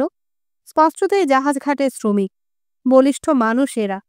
মুখে চকচকে ছোট কালো ঘন দাড়ি, কারো পরনেই কোট নেই, তাদের শার্ট ছেঁড়া। বিনয়ী গরিব মানুষ তারা। এক্সপ্লোরার কাছে আসতেই কয়েকজন উঠে দেয়াল ঘেঁষে দাঁড়ালো, বড় বড় চোখ করে তাকে দেখল। একটা ফিসফিস গুঞ্জন উঠল, বিদেশি, কবরটা দেখতে চান? ওরা একটা টেবিল একপাশে সরিয়ে দিল। তার নিচে যথার্থই একটা সমাধি ফলক দেখা গেল। সেখানে খুব ছোট অক্ষরে কিছু খোদাই করা আছে। পড়বার জন্য এক্সপ্লোরারকে হাঁটু মুড়ে বসতে হলো। সেখানে লেখা ছিল, এইখানে শায়িত আছেন প্রাচীন অধ্যক্ষ। তার অনুসারীবৃন্দ এখন যাদের অনামা থাকতে হচ্ছে, তার জন্য এই সমাধি খনন করেছে এবং স্থাপন করেছে এই ফলক। একটা ভবিষ্যৎবাণী আছে যে নির্দিষ্ট কয়েক বছর পর তিনি আবার পুনর্জীবন লাভ করে তার অনুসারীদের নেতৃত্ব দান করবেন। তিনি এই গৃহ থেকে উঠে আসবেন এবং উপনিবেশ পুনরুদ্ধার করবেন। আস্থা রাখুন, অপেক্ষা করুন।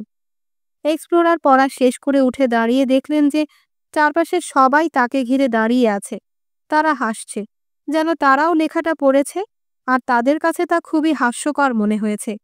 তারা যেন আশা করছে যে এক্সপ্লোরারও তাদের সঙ্গে একমত হবেন। তিনি সেটা উপেক্ষা করলেন। তাদের হাত মধ্যে কিছু মুদ্রা বিতরণ করে দিলেন। কবরের উপর আবার টেবিলটা ঠেলে না বসানো পর্যন্ত অপেক্ষা করলেন। তারপর চাখানা ত্যাগ করে পোতাশ্রয় অভিমুখে এগিয়ে গেলেন। সৈনিক এবং দণ্ডপ্রাপ্ত লোকটির চাখানায় কয়েকজন পরিচিত ব্যক্তির সঙ্গে দেখা হয়ে যায়। তারা ওদের আটকে রাখে। তবে অল্পক্ষণের মধ্যেই ওরা তাদের ছাড়িয়ে চলে আসতে সক্ষম হয়, কারণ এক্সপ্লোরারের পেছনে ছুটতে ছুটতে ওরা যখন তার দেখা পেল, তখন তিনি জাহাজঘাটের দীর্ঘ সিঁড়ির মাত্র মাঝামাঝি অতিক্রম করেছেন। তিনি যখন নিচে তাকে জাহাজে পৌঁছে দেবার জন্য ফেরি মাঝির সঙ্গে নৌকা ভাড়া নিয়ে দরাদরি করছিলেন, তখন ওরা দুজন দ্রুত বেগে কোনো কথা না বলে তার দিকে নেমে আসতে লাগল। ওরা চেঁচিয়ে ডাকতে সাহস পেল না, কিন্তু ওরা যখন সিঁড়ির শেষ ধাপে পৌঁছালো, এক্সপ্লোরার ততক্ষণে নৌকায় উঠে পড়েছেন। ফেরি মাঝিও নৌকা ছেড়ে দিয়েছে।